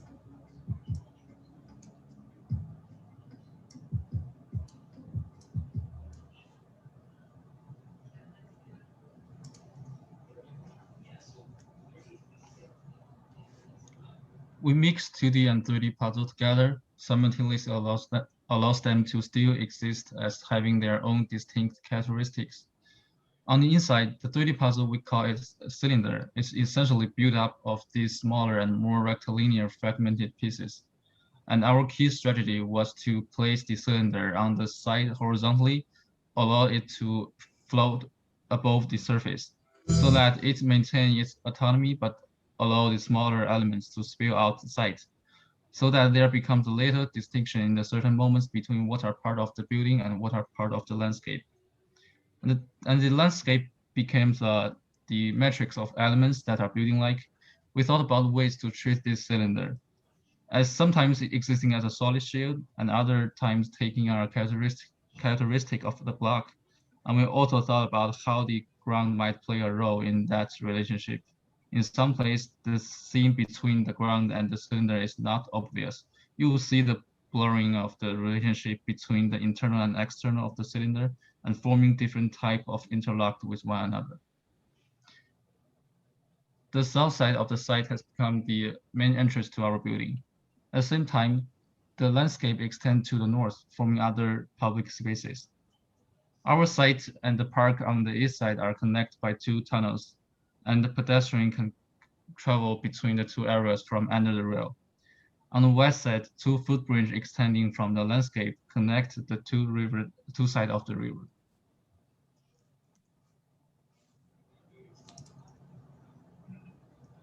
And the bridge extending from the building guides pedestrians to continue exploring the site. The main entrance of the entire landscape and building is embedded in the site, and the pedestrian need to enter the sinking space to get in. So once we dip into the detail, we try to wrap our materials on walls and floors to differentiate the different spaces, at the same time to emphasize the ideas of the interlock, overlap, and bridge. Moreover, we apply 2D puzzle patterns to panelize our metal material.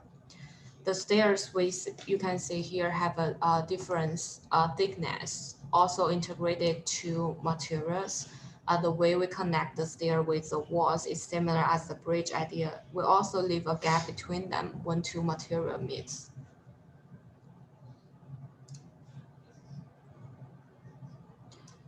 Our section model shows how our site is integrated with architecture.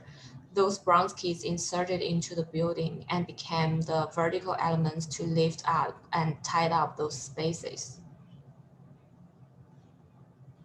So the material become white paint wall when the space is interior. The skin and shell materials for each volume are switching between steels and bronze. Smaller keys with vertical cores are bronze, but the large volumes with shells are mostly steel.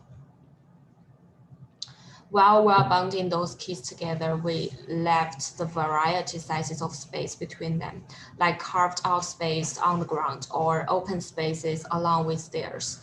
They provided us chances to display small geological rock, while also providing areas that would allow for enormous pieces like dinosaurs.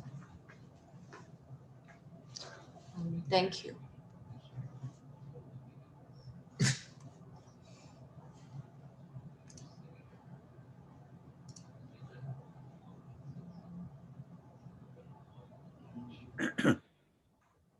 Well, this is another project that is just remarkably intelligent and everything. And it's also a demonstration of this, the whole premise for this, this thesis project or whatever it is, what it represents, is, I mean, the assignment is great, but it seems to be working so far more as an analytical tool and as like a process in itself. Wait a minute, oh, I think a process in itself. So when you go through that evolution, that almost becomes the art. It's like process art. And that, well, for example, there was a whole movement of process art. L'arte povera in Italy was an art movement that made observations like we've all made. Is that, you know, buildings, very early in life, I made the observation, buildings in process, or buildings being torn down, or buildings not all together, not complete, or whatever. It's far more interesting than finished buildings. So why isn't process itself, you know, more readable aspect of building, the construction of buildings, the final realization? And this is the same kind of project. And I'm struggling to what one could do to kind of go from the brilliance of the analytical tools that you use, and then what does that look like as a finished building? Well, in the finished building, all the slits and the volumes and the pieces and everything that you see as a kind of brilliant small sculpture sort of disappear at street level. So I think that, you know, I'm thinking maybe the fragmentation or the intersection or the interlocking qualities should have been more in the details of each room, something that when you walk in the room, you realize this whole room has been put together in small pieces. So then it's readable again. It's readable as, oh my God, this is an assembly of smaller components. But again, it's very hard to critique the project that is so well done. And it's only my questions about what am I going to see when I'm in the street in front of it? You know, what's my perception? Because, you know, nobody carries an analytical catalog with them when they go to a building, except like the architects and scholars do, I guess. But the actual users are never going to do that. They're going to go in to see whatever the exhibitions are. And if they are kind of surprised or intrigued by the methodology or the concept, they will get into that as well. You know. Okay. You guys want to address that? I think that's a really good point. And our hope actually was that the development of the detail was a way to address this exact issue. Obviously, it's not resonating in the way we would hoped it would, but do you guys want to, the students, do you want to point that out? Because I do think that what you did at this scale, obviously the hope is that the understanding would be that this way of approaching the smaller detail on a more intimate perceptual level would be something that ultimately would proliferate through the whole project.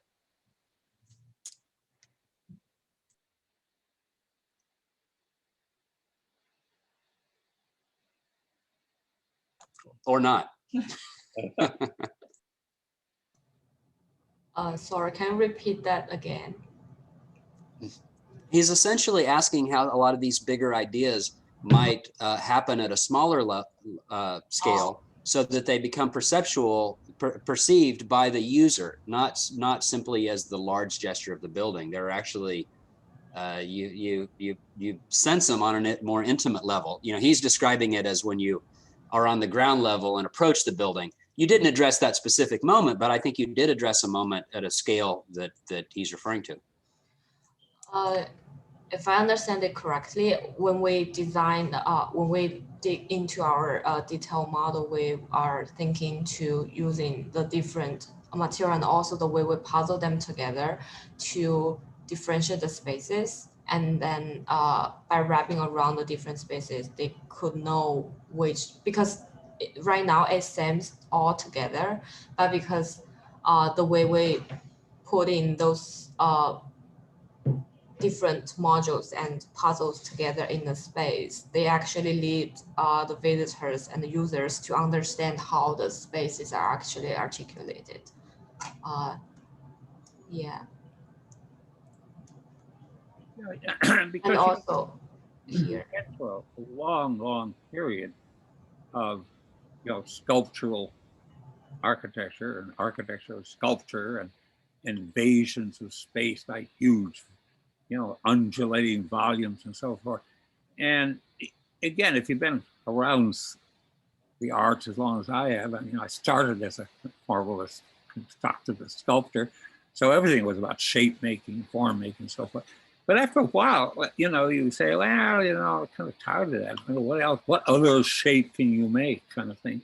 And it begins to become a premise for rethinking things. And this project it was in a sense sculptural, but the original artist was really trying to get away from doing a Henry Moore, for example. Henry Moore was kind of all about undulations and abstractions of the human body and so on. And he was trying to say, well, can't sculpture be something else? Can't the process, for example, of interaction, interlocking, can't that be a sculptural premise? But if you're going to do that in a building, then the audience has still got to relate to it in terms of scale. Scale is everything. I hate to say it, but it never goes away because, and the reason the Renaissance works was so good, they didn't have helicopters and flyover situations. You couldn't plan from the air. You couldn't plan from machines or computers.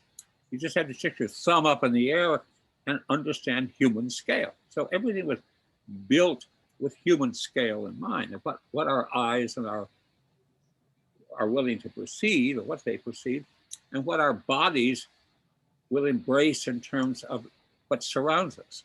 So these are two fundamentals that you really got to keep in mind for the rest of your life because they'll never go away. Human beings have a scale and our eyes have certain expectations. I mean, the avant-garde in all the arts is, taking some perception and twisting it and making people see it differently. I mean, the thing is, but back to the original way you were working and the use of the assignment itself as a premise has given so far the works a quite original way of looking at it, the original way of putting the project together in the first place, which is, very rare that you see that in assignments these days. I mean, on a lot of crits, to say the least, but this is terrific. Maybe one response to this question, James, that you bring up about how you perceive the kind of the puzzling or interlock strategies might have to do a little bit with how material continues to develop in the project. So early on with puzzle sort of work, the 2D puzzle, pieces are coded by material. But then when we get into the building, more seems to need to be developed in order for material to kind of escape from that initial sort of coding. And it seems like in your detail, working with liners and with surfaces that begin to escape those volumes is a really good direction for the project. But I have similar sort of questions about how does that maybe become part of the way that you apprehend the concept about puzzling and interlock. And maybe the potential is to say that, look, the sort of spatial strategy here, it's not just about these parts, but spaces that are actually kind of tracked and defined also by material. And so I wonder how material and space kind of leaks between these initial volumes to create new sort of interstitial spaces. And I think there's really promising moments, especially in the kind of the lower left detail, where you see these kind of opening up and kind of materials that are slipping out like liners and creating new thresholds between spaces. I think that's a really nice aspect of the project. But I think that maybe goes with some of the other projects we've seen as well. This one I think is also quite nice, like the way that the section is investigated, and the way that we see material continue to kind of develop, not just as a part sort of basis, but it's a little bit hard to read material, I think, when we get to the section, partially because of its scale overall, and that's why, like, maybe these kinds of detail shots, even if they're kind of zooming into the section, giving us like material vignettes in a way, like how does material and liners and begin to interlock and key together in particular moments in the project would be great, because it seems like the thought is there, but it's also a little bit hard to get that more detailed sense at the scale of the interior. I think because actually we think the white painted wall are in the interior and also the inside of the puzzle, which is mostly occupiable for human scale, and that's where we're considering how the puzzle could work as like human scale and for the visitors. But the rest part, like the external, any place that you could see the metal wraps around, are actually the outside of those puzzles, and also the gaps between those puzzles. And those space could be the space for the exhibition and for the display on like the dinosaurs and the large scale and smaller scale things. Yeah, that's how we were imagine this architecture. I really like that about your project, that there's some voids that are left, like some of the puzzle pieces missing, and so it allows for a kind of interpretation of sort of filling in the blank in the puzzle. And I think it happens pretty successfully also. It's pretty legible to see that in the section and what those spaces might be. I guess what, in terms of like how you start to detail, I think there's a difference between like the monolithic puzzling of your project and then the surface detailing of the project in order to sort of reiterate the kind of edges of the sort of monolithic pieces. And so maybe, rather than approaching the detail, and maybe it's not for this project, just in general, maybe approaching the detail in a kind of, like what would be the antithesis of detailing something monolithic? It might be through like cladding, or it might be through a system of layering where ideas of detail comes into play, not necessarily ideas of construction, right? Like I think what your detail depicts is like an idea of constructing that monolithic form, and maybe not so much your idea of the puzzling detail. And I think that might be where you could start to investigate how to make those distinctions. It's a very beautiful project. Again, like all these projects are really amazing in that you're able to sort of feedback back and forth between the different scales and different volumes, and then seeing the detail, seeing the exploration and the detail is really nice. My colleague here said some very brilliant things just now, but I do think the fundamental issue is there is the use of the assignment for conceptualizing the entire building. I don't know how it works. And then there's the other level, how do you read it in detail, small details? And obviously different materials interlocking is one way. Color, I guess, is another. There's so many things you can do to, in a sense, you always have to take a building down to a scale that is readable. I think one of the major issues that I certainly, always criticize about so many contemporary buildings is you know, I mean, churches in the Chartres Cathedral, for example, is encrusted with iconography. But what it's really doing is using sunlight, using light and shadow to bring that incrustation of not only detail, but iconography and meaning to the building. I mean, it's using natural light.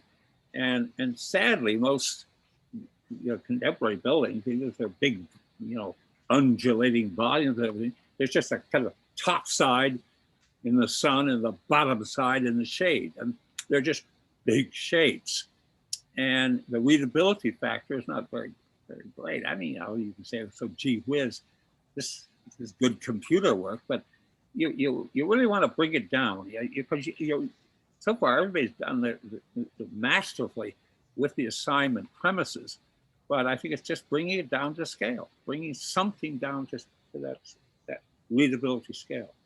I mean, I think that there's maybe something that could be a key to that, and I think it has to do with novelty and codependency of things. I think Dwayne was mentioning some aspects relative to the brief and some of the paradoxical issues with scale dependency. But I think one of the things relative to some of the stuff that we're looking at is that, perception is one aspect of it, but curiosity in terms of how people are experiencing some of these material contingencies, I think, is probably an interesting way also to potentially speak about some of the work that's being developed. So in terms of acoustics or in terms of tacit or tactile kind of explorations, it seems to me some of the translations of scale would potentially question the explicit nature of some of its form. So for example, it was talked about in terms of occupancy, but occupancy in some level would have different kinds of ways of thinking about that. For example, you could take something that is formed in a quite finite way, but apply a sculptural attribute of softness to it to engender, let's say, more kind of active kind of embedment of some of these surfaces, and it changes the nature of the activities or the potential of what some of these buildings could do. But I think the thread that somehow stitches it all together is to try to somehow maintain that curiosity and novelty as a space for discovery, which you can see it in the small scale models and in the sculptures, and to see how that kind of translates. I mean, I think, James, of your particular piece that you did in the parking lot with the asphalt and the cars, the form of that, obviously, of the automobile is obviously there, but it's used almost as a foil for a different notion of kind of urban furniture and exploration of surface. So some of the ambiguity may be in some of the detailing, instead of this kind of higher resolution of just building up surface, could be ways of actually allowing people to explore some of the poche and other things as found spaces that are not tied to program, but really tied to experience. That's a very good, another brilliant analysis. One thing I would advise everybody, since this whole project is really profound in nature, everybody should continue. They should just continue working on it. I mean, it should not stop just because the semester is over, because it has opened up for me, the minute I read about it, I said, this is a brilliant approach. And if I were working on it myself, I would have the same problems that have already been discussed by my colleagues here. We would all have the same problem. So in a semester, how much can you do? And you've done a great deal, that's for sure.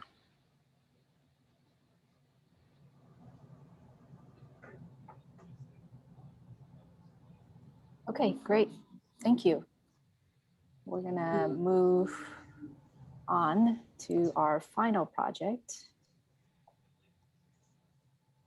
Yvonne, Kay, you guys ready?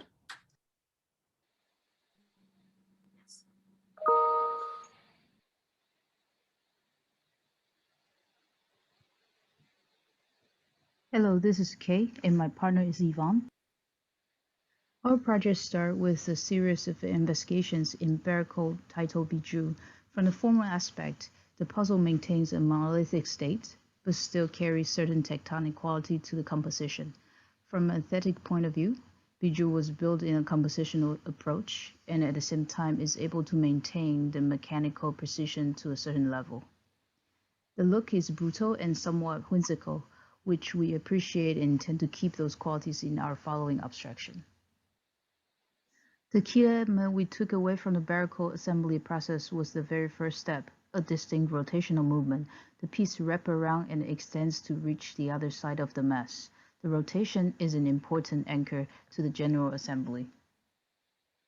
The intent of the initial transformation process is to break down the monolithic states of the original Barracle and bring in more of the tectonic quality to the puzzle. We introduced multiple rotational operations with smaller instruments based on the original Barracle move. Each of them has their unique contribution to the success of the final puzzle assembly. Some of the instruments are ramping around and latching on the bigger mass to form the assembly. Other parts are essentially to secure the locking operation. The final transformation remains the original assembly idea from the Barracle. The puzzle relies on the tension between the masses and the instruments, and the tension among the instruments themselves to hold it together as a complete piece. The 2D puzzle can be described as two distinct systems. One is the masses, which carries brutal aesthetic quality. The other is the operational mechanism, which form another tectonic system that consists of smaller instruments, which are rotating, latching, and interweaving the project together. The 2D puzzle expresses a very clear network. It has developed a structural language by having the backbone as the base, the masses in between, and the keys on top to lock down the system. There are 3 keys which have been used in the system: plug-in, slide-in, and rotational keys to secure the system. The form of the masses remain a brutal aesthetic inherent from the bijou and interact with the structure in a various way through elevation. The 2D puzzle becomes a guidance and explanation of how the system can be integrated with the site.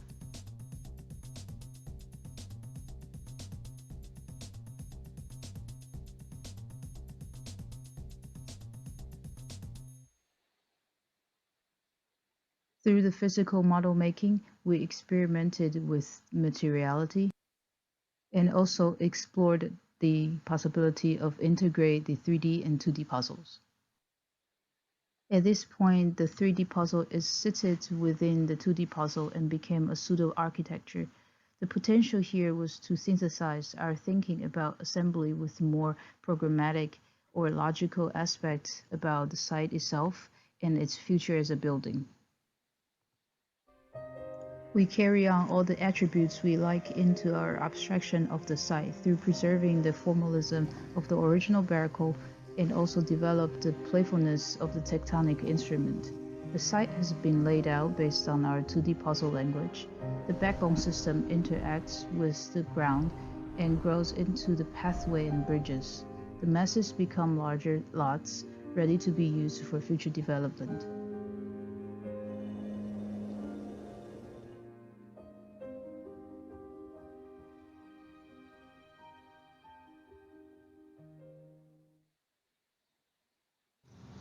The main entrance into the site is from the road down from the south end, and we also created 4 more pedestrian access under the railroad to connect the park next to our site. The overall arrangement lines up with the nearby neighborhood. The planning conveys the underlying logic of interlocking and the sense of flexibility to grow in the future. The stairs are a perfect starting point to think about the interscalability of our puzzle assembly.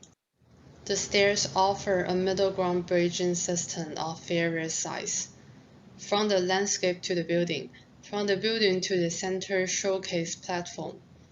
The assembly of stairs carries on the system language of our 2D, having a backbone and the masses embedded into the structural network. After the exploration of horizontal connection, we started to think about the vertical relation in our system through section. In the section model, we are trying to explore how the spaces were introduced into the integrated system. Solid to void, detail to larger assembly, part to whole relations started to show in the section. The overall building state maintained a sense of assembly, and the program were distributed accordingly.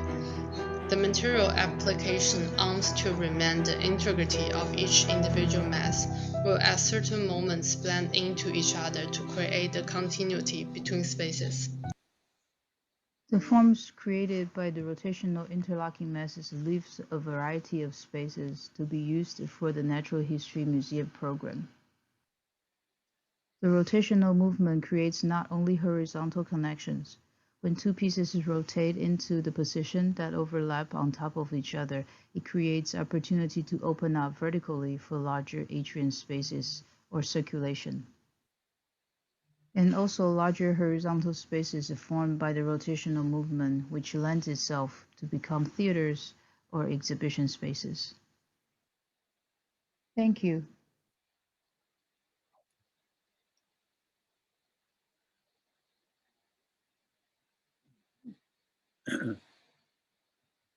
Wow. I mean, I'm just absolutely enthralled with this project. I mean, in memory, I can't remember being in a review where I was as fascinated as I am with just the premises for the whole endeavor.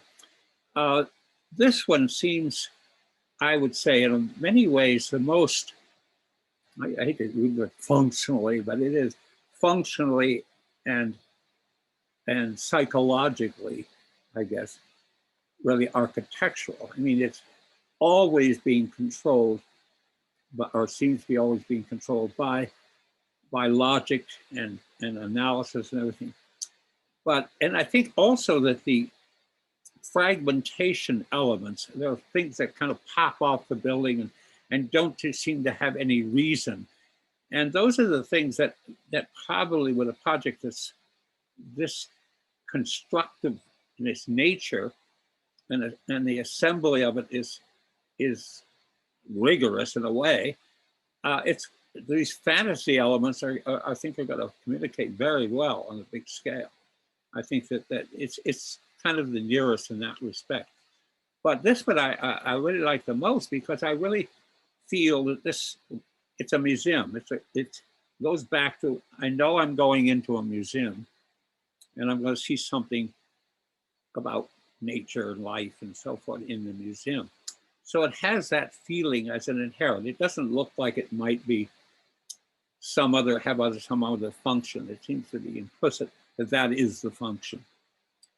But again, the assembly and the analysis for this project and what it encouraged all of you, all of the participants in this project to do is really think about how buildings are assembled and how they interlock. And it's just an amazing. I'm enthralled by this, and I always want to sit down and start doing it myself because, you know, it's what it has done as an assignment is what all great art should do. I think it was Duchamp who said it's not so much what it is physically, but it's what it makes you think about. And this is an assignment that really makes you think. This is a beautifully rendered and modeled project, and we haven't really talked about it, but that there are such well-developed and articulated physical models, I think really help support the project. I know something that's been difficult to do during the kind of the distance learning time that we're in. So really congratulate the students on being able to follow through with that. And I think it's led to great results here. I'm really intrigued with this rotation that you've developed because it permeates so many different aspects of the project from the early assignments through the building at the end. And really appreciate the way that you were talking about it, not just as a kind of formal idea, but also organizationally, and then how it produces different kind of program opportunities. And it seems like each of these rotations are producing a kind of center in the building. It's kind of polycentric, and I think the way that plays out in the massing is really exciting in the section. Although I think that rotation, which is really about vertical axes, right? Yes, Tucker's saying that this is a rendering. Okay, I did not think that that was a model, but thank you for the clarification. I was talking about some of the earlier ones. They like very well rendered as well. Yeah, deceptive at moments about materiality. But I wanted to talk about the plan a little bit because these rotations are really kind of plan-based endeavors, and this thing is, I mean, you could talk about the stair, et cetera, as a kind of timepiece in some ways. Both the way that you're kind of using the animation in the movie and the turning of the pieces and maybe the movement of people within the museum. But it does point out to me, and I realize now that we haven't seen any plans today, and I think that this project in particular would be served well by a plan, particularly because it would help us to understand the way that these kind of rotations are working. And I also think it's a project that has a kind of radically different plan, kind of in the three segments of the building that we see, kind of the bottom, middle, and top. And I think that we would really see that play out in an exciting way in the plan drawings. Yeah, this is a really, this project, I mean, there's so much ingenuity in this project, from the early models to the final project. And I think what's so interesting is that it is very kind of viable in terms of construction. Like, I can almost imagine these big chunks of spaces being sort of prefabricated and then sort of lifted and sort of put into place.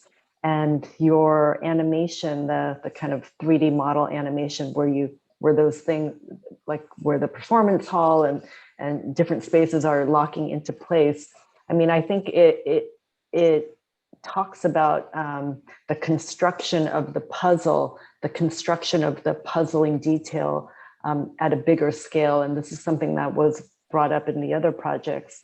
And so illustrating that and allowing for that sort of reading of the project, I think comes through really, really well.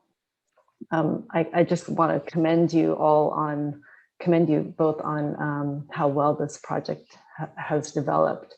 And just in general, you know, this issue of like, is it a rendering or is it a model? I think that's really fascinating in all of these projects, especially because, you know, we've all been teaching and learning online. And, you know, I wasn't quite sure if if it wasn't explained, I wouldn't be totally sure that you guys were actually building models, right? Because the simulated models, let's say, the renderings are so close. And so I like that sort of flicker that you're able to sort of conceal that distinction. I think that's something that's emerged maybe out of you know, COVID teaching, that renderings where your renderings are simulated physical models, I think is a great attribute in the studio. Yeah, I couldn't agree more. I mean, this is, in that aspect of it, it's just absolutely brilliant. It also is using a computer. You know, so much of computer generated work has this OG whiz technology look. And we got to get over, like with all great tools, it was, you know, any electronic tool, anything, whoever's using the tool has to get over the idea of OG whiz period, where it just becomes so organic and so natural and is used for what it can do best. And in this case, you know, digital technology is being used for what it can do best. And as I say, my biggest compliment on this one is it really is a building. It's a building I can see using. It's a building I can see occupying. I can see it on the street. I do think, again, as I said with all the other projects, I think the detailing of interiors, I guess there just wasn't time to, considering all the other aspects of the project. But we really need more interiors. Just what's it like to be in that room? And do I still read that interlocking quality if I'm standing in the dinosaur room, for example, or whatever? So I think that aspect of what's it like to be in the room and what do I see on the walls and what's the furniture and everything, you know, at least one picture of that part of the creative process should be more evident in every project. But I realized that everybody was working with the assignment itself, which is absolutely brilliant. I also like the assignment because it deals with, looking at architecture, which is an assembly of interlocking parts, no matter what, but making the interlocking aspect the whole show. It's really, it's making it essential to the process and making it essential to the aesthetic simultaneously. So I can see, every crit I've been on, they say, oh, they always want to go ecological, they always want to do this. And usually going ecological means you decorate with potted trees or something, but this could be anything. I know this premise for this project can have infinite implications. So again, my congratulations to everyone. Yeah, I want to say it's, obviously it's been wonderful to have Jenny and Dwayne here, old friends, and to get so many other friends and colleagues in the room for this review is really great. And I think, this project, I'm thrilled to see it because it is like competition entry level. Like this is a very high level of sophistication in terms of design. And I think it really shows. Can you go back to the section, Tucker? Are you driving here? I don't know who's driving, the detailed section or either of these sections. And, it satisfies the brief.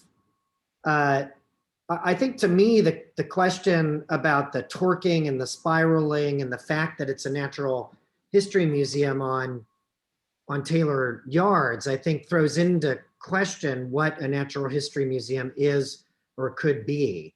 And so I think when I zoom out to the question of puzzling or empuzzlement and some of the discussions that Jenny and Dwayne and I had in various other reviews this semester, I guess, I want to ask of this project that it doesn't stop at satisfying the brief for a natural history museum today. I think there's a lot of questions about us becoming extinct, not dinosaurs, not whales, and different modalities of recurating the landscape that open up ideas about what a natural history museum could be that would break the rules and not make the puzzle solvable. It would produce an empuzzling quality that might require us to question our own mode of inhabitation.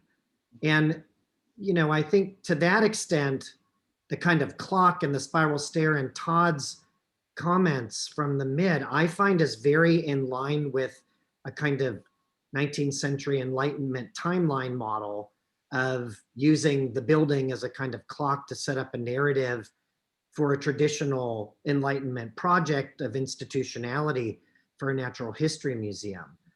The potential of the crypt, I think, in the work you're doing in the basement and on the ground versus the levitating parts of the building, I think are setting up some very compelling social spaces and weird interactions between subject, object, between different constituencies and people. And I think that could open up entirely new concepts of programming that would break the rules and potentially engender some of the empuzzlement qualities that we're seeing at the scale of assembly into active cultural and programmatic and institutional formations that aren't being spoken about here. And so it's not a critique here at all. I think this project does more than I have seen in an architecture school in a long time. Certainly, I think it sets a benchmark in the GAUD, and I think it's super compelling. But I'm raising this to the students and the jury as a question. Is it enough for it to satisfy the brief? And maybe to Jenny and Dwayne, is it important that those concepts of empuzzlement, mysteriousness that we talked about, manifest themselves in ways other than the componentry of assembly and the competence of the tectonic as we see it here? Yeah, it's just amazing. I agree with you completely. The one thing though that, since I've been, I guess, involved with the avant-garde as such, I hate the word. I think Kiesler was so right. He says, I hate being called avant-garde. is I'm just now. And this is now. This really is a now project, and it's a now situation. But I think the power of difference in all of the arts, and I'm thinking, I just thought of things that really have jolted me to realization. Like when I first saw Bob Venturi's Nantucket houses, and I basically work in Nantucket in the summers, and I was very familiar with the island and everything. And I realized I'm looking at a house that looks just like a Nantucket house should look, but it's like no Nantucket house I ever saw before. So the twist, the inversion, the kind of way he did it, you know, sculpturally and conceptually and every other way, was just different enough so that you know you're not looking at the ordinary anymore. And this project, and the other ones as well, they have that quality, this one particularly. It's a museum like I kind of expect, but there's something so utterly profound about the other dimensions of thinking and conceptualization that went into it. So it really is intriguing. I mean, assignments have genius too, just the fact of thinking of it. And it's really true. It's what it makes you think about. And I think that just our discussion today and the observations that you've all made really confirm that. I mean, maybe one way to somehow consider that now that there's a moment of reflection is maybe to think about these puzzle pieces more prototypically. Like it seems like the diagrams in this project have a lot of agency if you kind of use them as thought experiments at different scales and just maybe try to resolve just very particular premises without seeing it holistically as a building. It seems like one of the aspects at the moment of the different challenges here is that at the moment it's resolving itself in a programmatic kind of resolution, but from a combinatorial perspective, you know, to challenge the notion of a puzzle that actually has one solution space and to open it up as a puzzle of a kit of parts that combinatorially can offer other. I think it sort of shifts the idea of the finality of that kind of resolution into one finite form or one finite image that somehow embeds a curiosity and maybe pushes, I think, some of the mandate more spatially to some of the architectural features and the paradoxes that we always work with, where there isn't that linear or kind of traditional way of just sort of constructing a fixed form or a fixed image to somehow synthesize the meaning or the value or all of these things. So it seems like potentially these kit of part assemblies could actually be problematized by just seeing them as opportunities to reassemble them in different ways and see what opportunities are a byproduct of that. I just want to echo some of the comments that are made about this project. This particular one, I think, there was a sophistication in looking at the Barrack Hall. Notably, they picked what is arguably the least sophisticated Barrack Hall. Certainly the least complicated, but more difficult to interrogate because it didn't have as many parts. There were less things to draw from. But it's sophisticated. There's a sophistication to it nonetheless, and I think they did an amazing job of picking the right aspects of it and amplifying them in really different ways. So they're very subtle in the Barrack Hall, and that's what's genius about this is they were able to locate this, and their development on so many different levels does reach the point where you can ask that question that David's asking. It's now reached at a point where while the aspects of the puzzle are there, it has transcended the problem. So we could now move this to a completely different studio, totally different set of problems, and find values in it from different directions and viewpoints. In many ways, what James has asked for on so many of the projects is that we don't do that yet. You know, that we understand absolutely the height of this way of working, and addressing that smaller scale is a lot of it. I do think you're right, James, that a lot of it is just a matter of time. We could only get so far. But we did get to the point where the point that Ed Ford brings up that you saw in the syllabus, if you if you saw that, and that Heather brought up earlier, the question of the detail being subservient versus subversive. At this point, many of them kind of pull from a variation of the puzzle in order to create those details. And I think most of them do a really great job of that. But they do need other ways. When you reach a certain point in the project, I do think it's important to find other ways to look at it.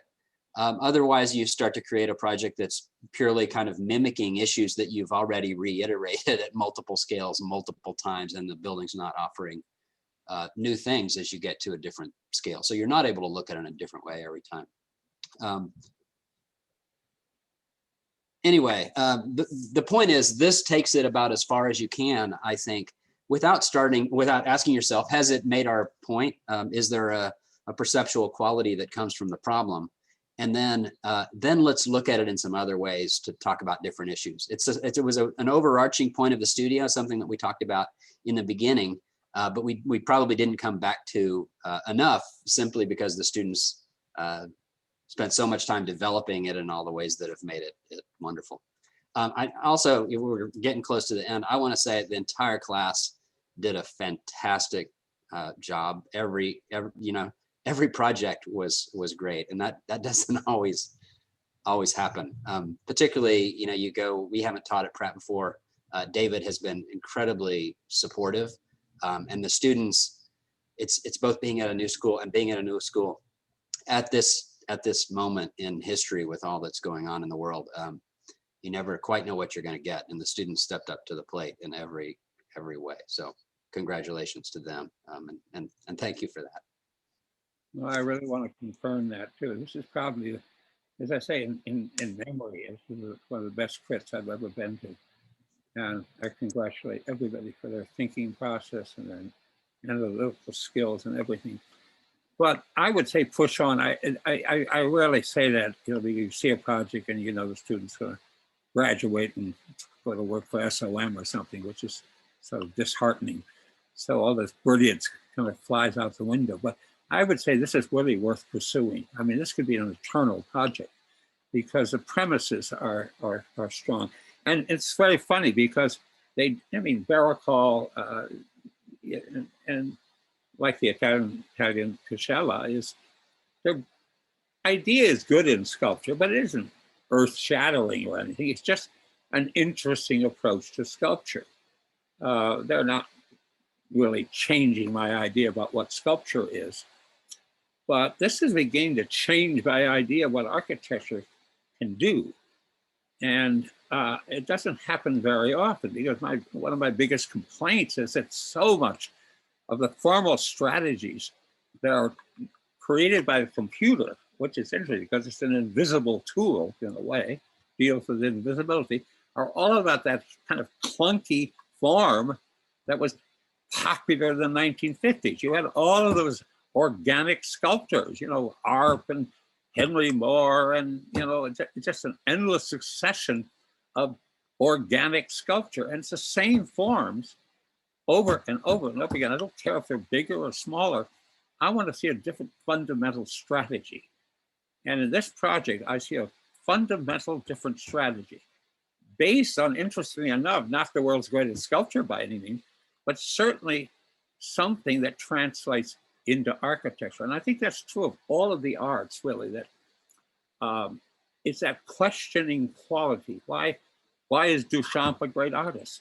I mean, he transcended painting, he transcended sculpture, and they're not exactly sculptures and they're not exactly paintings, but they play off of that.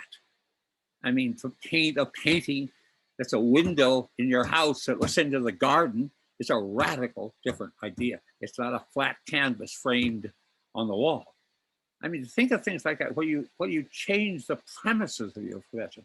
And now in this post-pandemic world, when all of this excess, is going to stop because people just won't be able to afford it, having really good conceptual ideas that can be expressed on a smaller scale with less investment.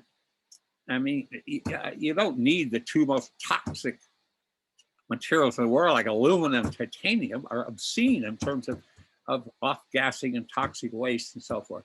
So why build buildings out of something you don't have to build? It's enormously expensive and doesn't really work because they leak and the seams crack and everything like that.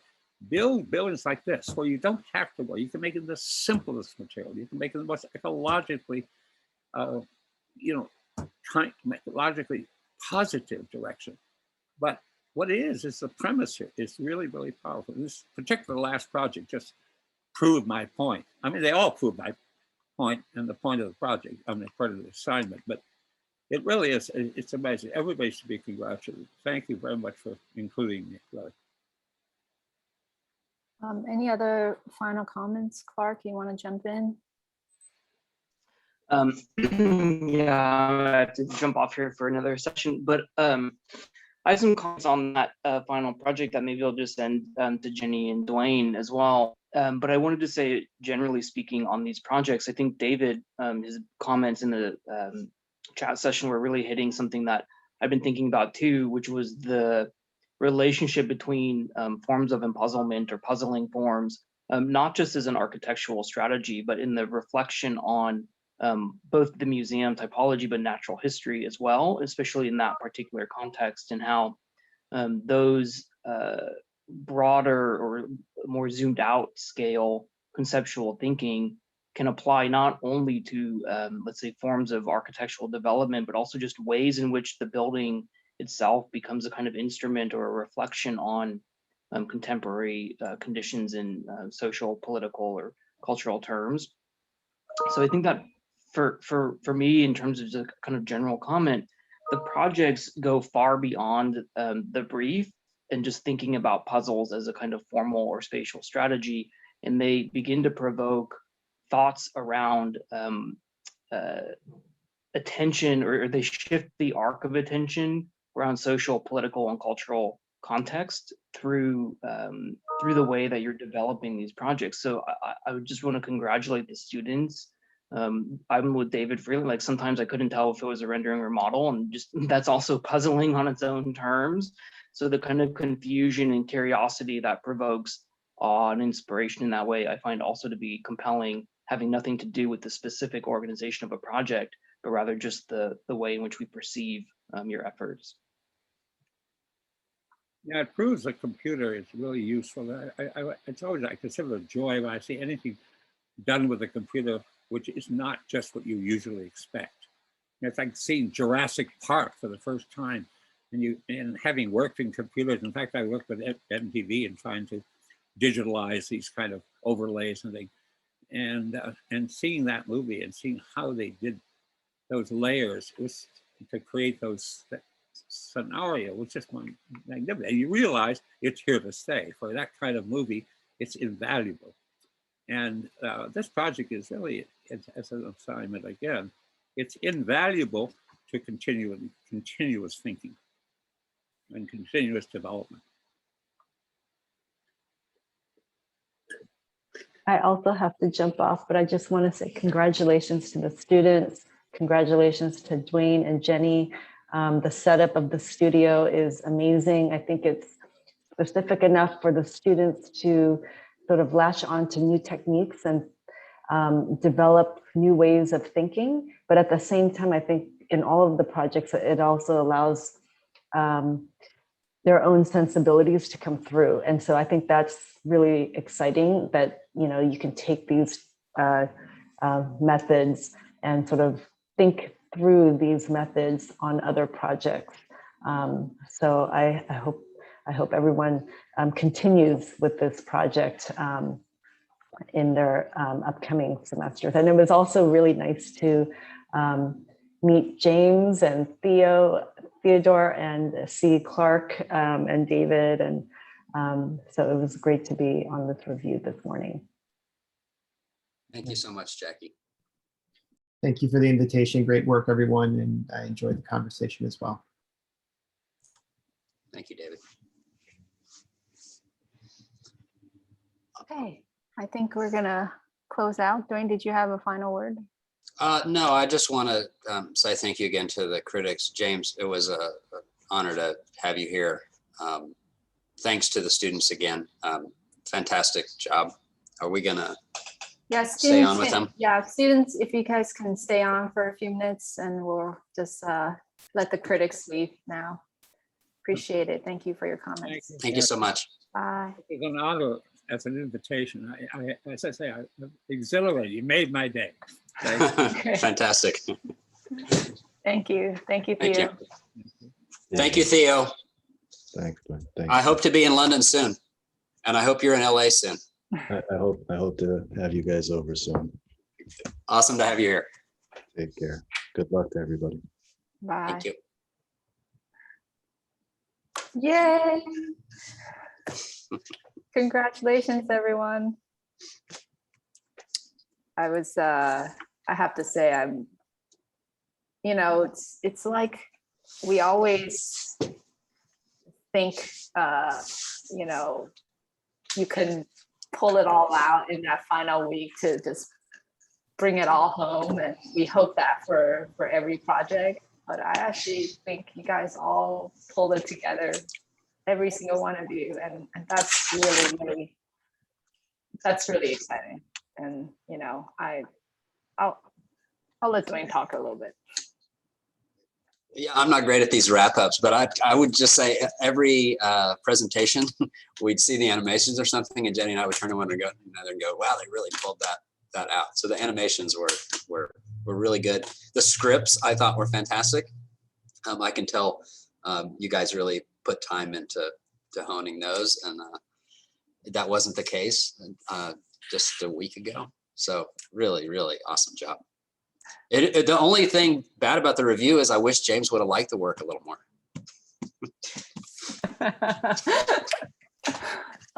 I thought it was funny. I really wanted Will, James, our student James, and Theo to have a talk off. You guys all have this hello everyone, let's have a conversation about this project. It would have been the most Through the chill review ever. That was the best vibe. And then of course we all have to thank Tucker for an insane job for just bringing it and really helping all the students, helping us. Yeah, I don't know if you guys think, oh, this is how TAs work at SciArc. No, this is Tucker took being an assistant so above and beyond this semester. So I can't possibly overstate that. Acknowledge that when you can. Thank you, Tucker. You really have been fantastic. Thanks, Yeah, Tucker. I just wanted to hop in.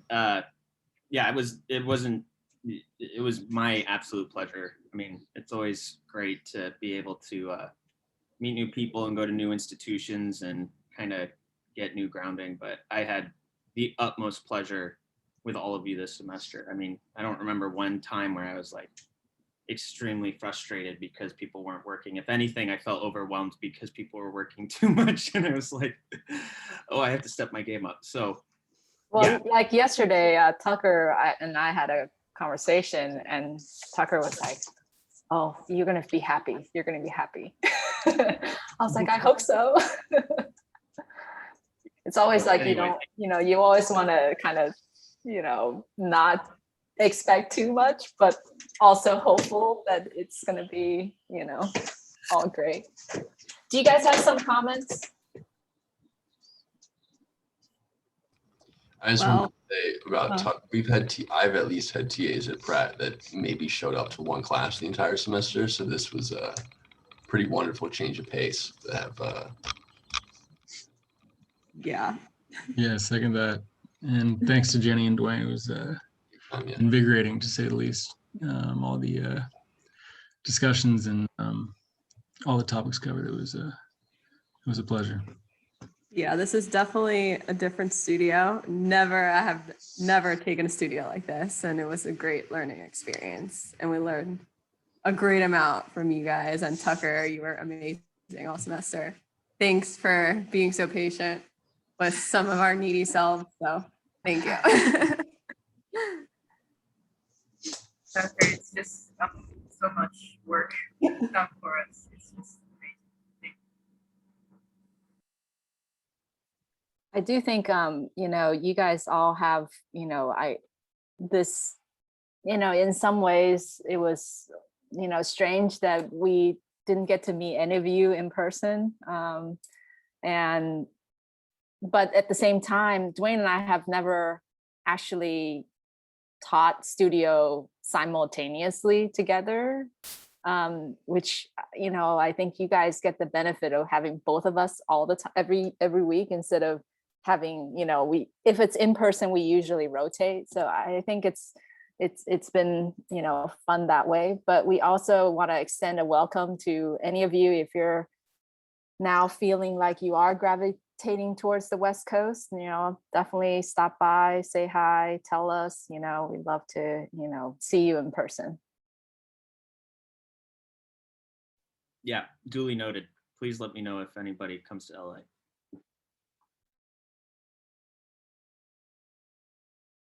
Okay, so a few logistics. Obviously, there's tomorrow's event, and then so please be there. I think it's, you know, it's a great showing. We, you know, we want to show off all the work and have a great conversation about it. We also would love to get all of the archive work, the videos, the renderings, and drawings, everything, right, Dwayne? Yeah, I prefer, we haven't talked about this specifically, I prefer just JPEGs and videos. So don't send, in other words, don't send PDFs of anything. Right, yeah. And we're gonna do that on a Google Drive. Is that the best way to do that? Tucker, can you arrange that? Yeah. Yeah. And then, right. And then also in terms of the videos, I mean, I think it's great to have if you had one long video, it's great for us to have that. But also it's better for sharing if you have smaller clips of your presentation, so that just gets, no one's gonna watch a 6-minute video. But 1 minute, 30-second clips are really popular. So, okay, great. Anything else? When should we set a deadline for that? I think everyone should get a couple of days of sleep, and then we shouldn't drag it out. So today's Thursday. Let's say you have the weekend, and like they're Sunday due. night. I was thinking maybe Monday night, so they can. Let's say they. All right, you get to enjoy your weekend. They party through the weekend, and they sleep the next day and party through the weekend. And you have Monday. And then Monday you wake up, you put it all together. Yeah. Okay, great. Thank you. And we'll see you tomorrow. Okay. Thank you, guys. Thank you all. It was an absolute pleasure. Bye. Bye.